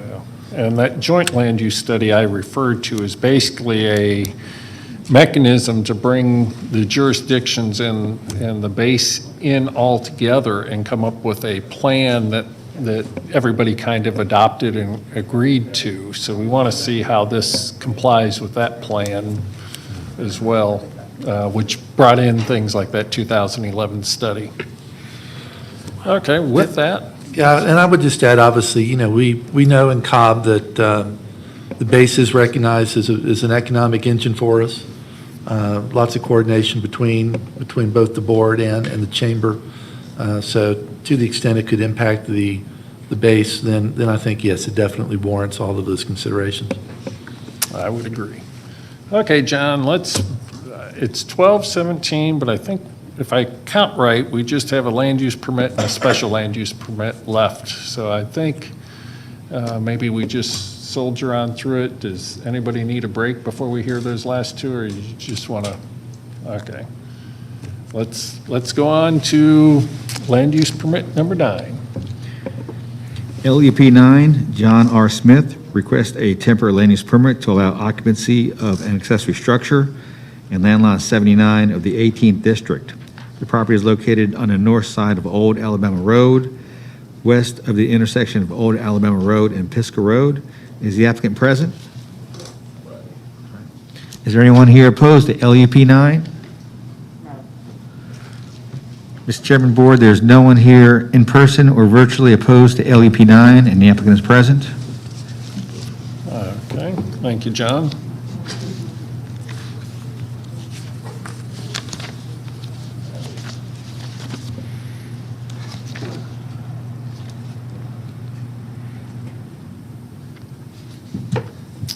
Hello, sir. Just give us your name, and then you have 10 minutes to tell us what you want to tell us about, your land use permit. Oh, my name's John Raymond Smith, and I guess I'm here to try to be able to live where I've been living at for 18 years. Okay. Tell us a little bit about your house, and I guess it was converted from reading code enforcement notes about 2001, 2002, something like that. It was a little building that my dad had built in the 60s, And in 2003, I just turned it into a little house, and that's where I've been living. Okay, and that's the one that we see kind of on the top of the picture, the regular house down below? Yeah, the one in the back's where I live. Okay, and that was originally, was it an actual garage before? It was a garage my dad had built in 1960 something. Okay. Yeah, and my mom, she's 92, and I kind of wanted to live there until something happened to her or something happened to me, you know. Right, right. Now, who all lives with you back there and who lives in the house? The only person who lives in the front is my mom. Okay. And me and my girlfriend Lillian Robertson lives in the back. Okay. Okay. And just trying to help you along, this is still your presentation if you want to tell us more. I had it built in 2003, and then somebody come by and said I was doing wrong, so that's where I'm at. I want to continue living there, so I need to find out what I need to do. Okay. I've been living there 18 years. Okay, and I noticed in the code enforcement comments that the health department was also involved somehow checking into whether the septic system. I had somebody come out and did soil stuff. Okay. And they supposed to send it to somebody. I don't know who they was gonna send it to, but I had talked to the guy and he said everything was okay. Okay. Okay, and the guy, is that a company that came out, or was it? It's a company, yes. Okay, okay, so you don't have anything from the health department? No health department's come to me. Okay, okay, because they're the ones who would approve it. Normally, septics are sized and put in based on number of bathrooms and bedrooms and various factors. I don't know all of them, but when you add bedrooms or bathrooms, it becomes an issue, and I assume you have a bathroom back in this back building. I have a bathroom and 2 bedrooms and a living room. Okay. What I did, the building is still there. I just built around it. The block and everything is still there. Right. And we just built all around it. Okay. Okay, and did you get any building permits for doing that? The only thing I got a permit on was the electric. Okay, so you did get an electric permit at least. Okay. Okay, now I think your brother is, a pastor at the church next door? My brother-in-law is. Brother-in-law, okay. Mm-hmm. I knew he was related. My nephew lives on the other side. Okay. Okay. And anything else you want to tell us? You have plenty of time.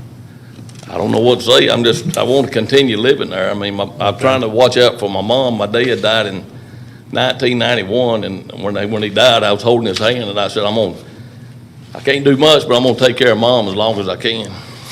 Okay. So I'd like to continue living there. Okay. Now, let me ask you this. Is there any reason you couldn't live in the house up front? Is there any reason I shouldn't? Well, I mean, my mom, that's where she lived, and that's where I live. My sister was living with my mom, so, it kind of been a little crowded. Okay. Okay. And then she got married, so she got her place. Okay. Okay. Anything else you want to tell us? No, I'm just trying to see what I need to do to continue living there. Okay. I don't know what else to say. I guess I'm just at y'all's mercy. Okay, I'm officially end your presentation because it sounds like you're done, right? And just verify for the record that there's no opposition present that wants to speak. Okay, so we'll close the public hearing comment. Okay, we may ask you some more questions now. I was just kind of helping you get your presentation out before, but now it's formally back to us to consider. Does anybody have any questions of the applicant? Okay. It doesn't look like, anyway, so we have a good idea. So you can go ahead and take a seat then. All right. We have, and we'll discuss it up here. Give you a second to get seated. This is one of these unusual circumstances where we have a second house on what's supposed to be a single-family residential lot. And, you know, there's, top of my head, I can only think of one that's gone on that kind of happened at the time that the zoning ordinance was coming in, and you know, it's even a little hard to determine, so we've allowed that one to go on. This one's a little different. You know, one thing we don't know is if the properties even has the proper septic and that to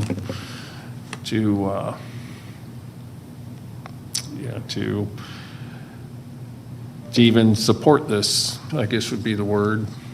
And then we do have concerns with, you know, kind of the lack of building permits and that. He said he got an electrical permit, so maybe that part's at least safe. You know, I'll open it up for thoughts on this case, and, you know, I can look at it as, you know, a bit of a caregiver situation.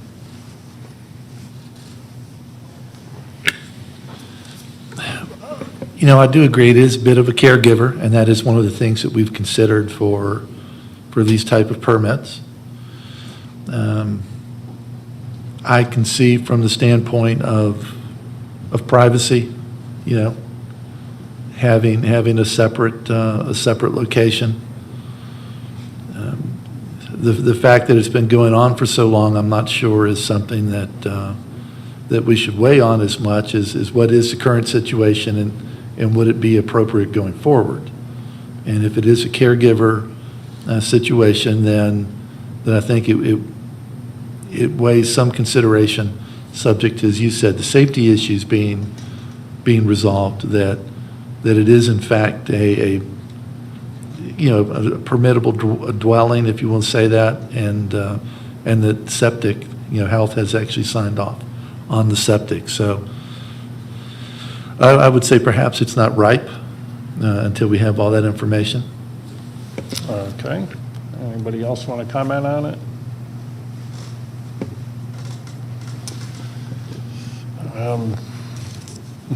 Boy, you guys are providing me lots of support on this. The only thing we can hang our hat on a little bit is potentially the caregiver situation of it.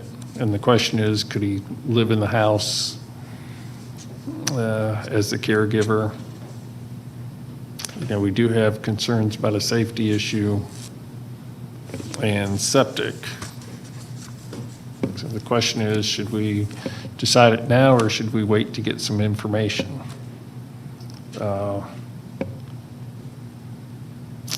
Because, yeah, we'd only want it to be a temporary situation. You know, so I guess the land use permit would be the right method if it looked to make sense to approve. It is a result of a code enforcement complaint, so somebody has a problem with it because somebody turned it into code enforcement. And those complaints are usually anonymous complaints. And I don't have any idea where the complaint came from originally. You know, other than that one, I can't remember really approving anything like this. Can you think of anything, John, other than that one case? Do we have others around the county that?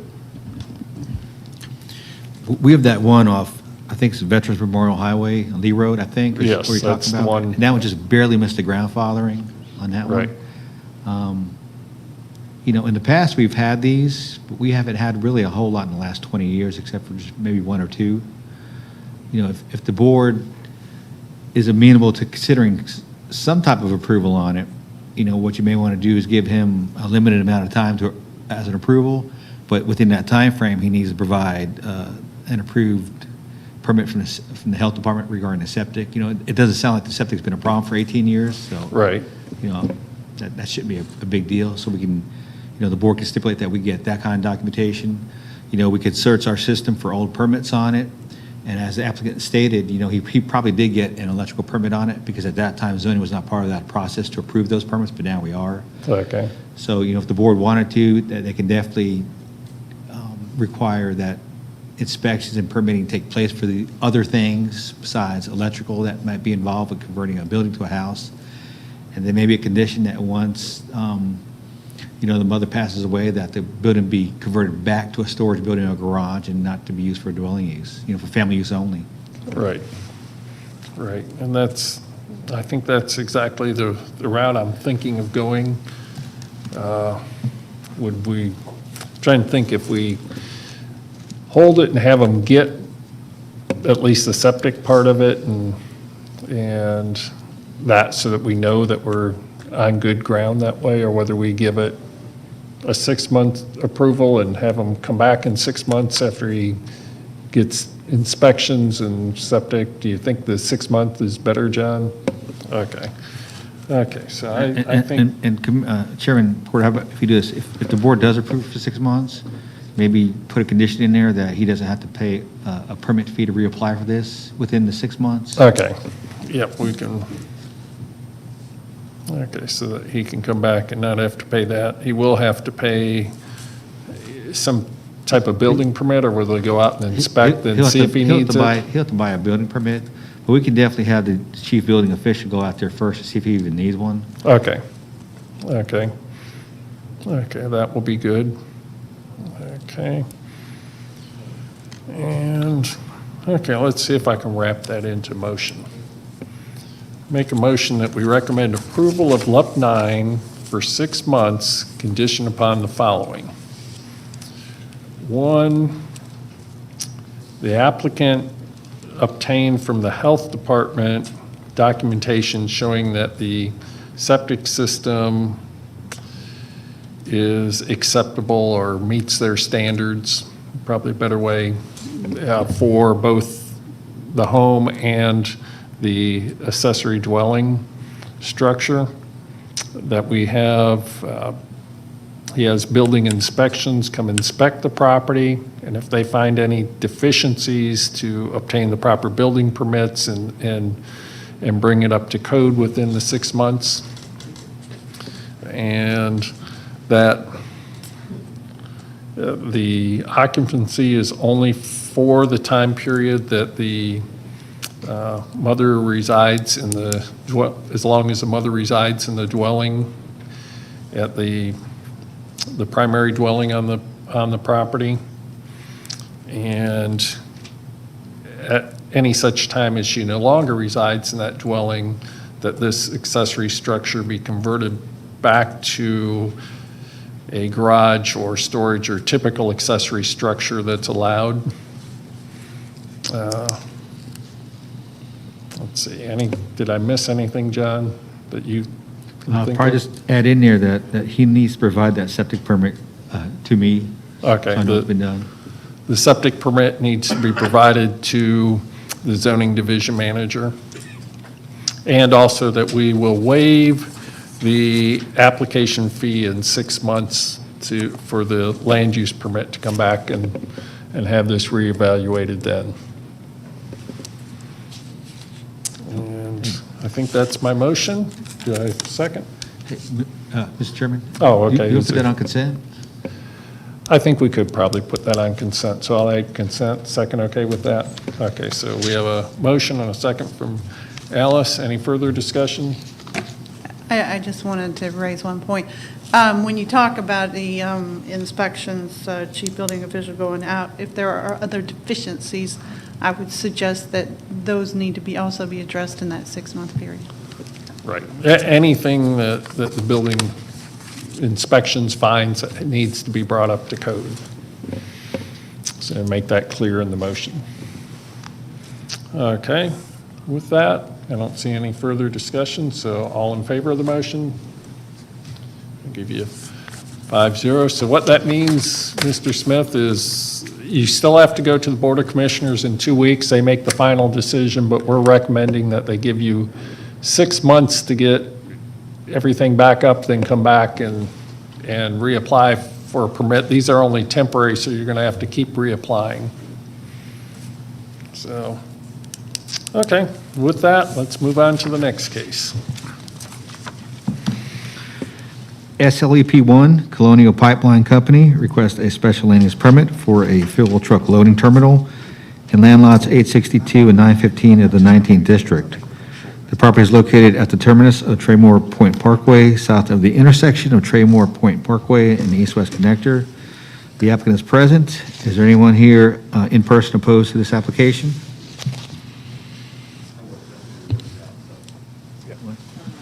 I'll make the announcement. Worked out? Mm-hmm. Let the record show there's no one opposed. Okay, Kevin, since we have nobody opposed, I think we've worked out the Puckett issues. Do you want to give us a very, very brief, maybe tell us, since we were on consent, just tell us what you worked out? And I would love to, yes. With that, I'm Kevin Moore here on behalf of Colonial Pipeline Company. And each of you did receive the information from Mr. Rob Thompson, who is counsel for Puckett EMS, which is an ambulance company that's just on our north side. And so what we have done, we've taken the opportunity to have this additional discussions like I had communicated with you. We have 3 additional stipulations to our February 24th stipulation letter. These 3 additional stipulations, we've worked with them, and if approved with these stipulations, then that's where there's no longer an objection. Okay. And there's no particular order, so I'll just read these off for the record to be included as additional stipulations with your concurrence. That number 1, that the applicant agrees to provide regular and routine maintenance of the road frontage along the subject property's road frontage along Traymore Point Parkway. And that was one item that had been identified to ensure proper road landscaping maintenance.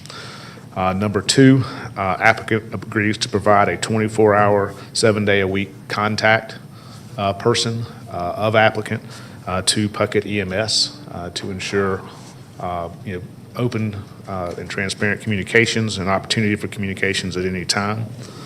And thirdly, the intent of this added stipulation, and this intent is important to be noted for the record, the intent of this added stipulation, this one, is to prevent 3 tanker trucks from being stopped at the same time at the traffic light at Traymore Point Parkway and the east-west connector. In other words, exiting that and creating a block where ambulances may not be able to get out at appropriate times.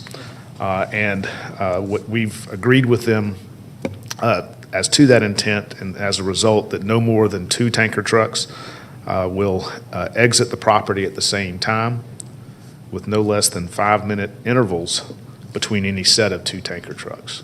I know that sounds a little convoluted, but it works. And it works operationally for us to be able to make sure that occurs for us. And it's consistent with our traffic study as well, and so we just didn't pluck that out of thin air, but it's consistent with us and helps address a very narrow potential, but one that we certainly don't want to see happen, and we certainly don't want Puckett to see happening. And with those, if I've stated those accurately,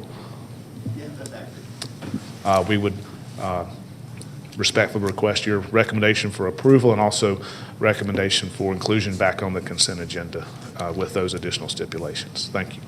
Okay, thank you, Kevin.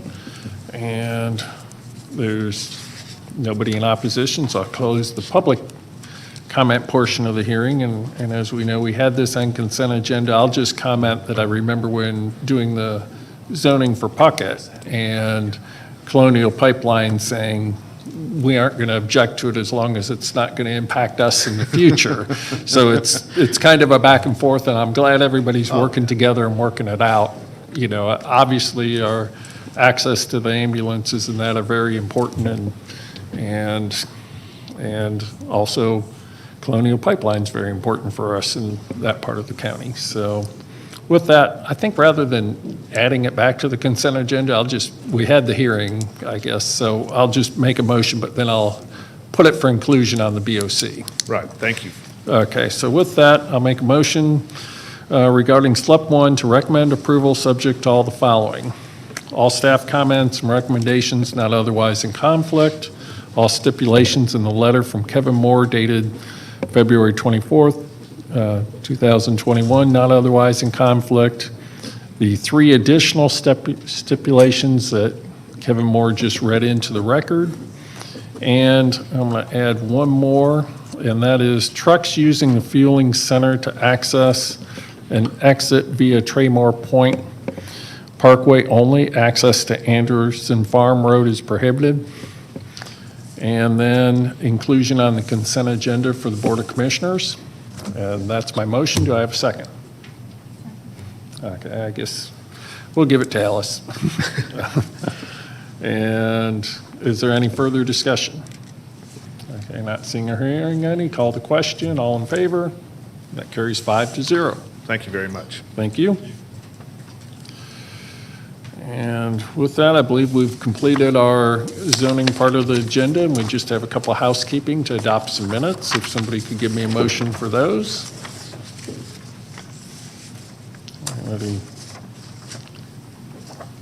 Anybody? Okay, I'll make the motion. I'll make a motion that we recommend approval of the minutes from our February 22nd, 2021 meeting and our February 10th, 2021 meeting. Can I get a second to that? Okay, second from Tony. At least I could get that. Okay, any further discussion? Okay, not seeing any. All in favor? Okay, and that carries 5-0. Is there any further business? Not seeing any. We're adjourned.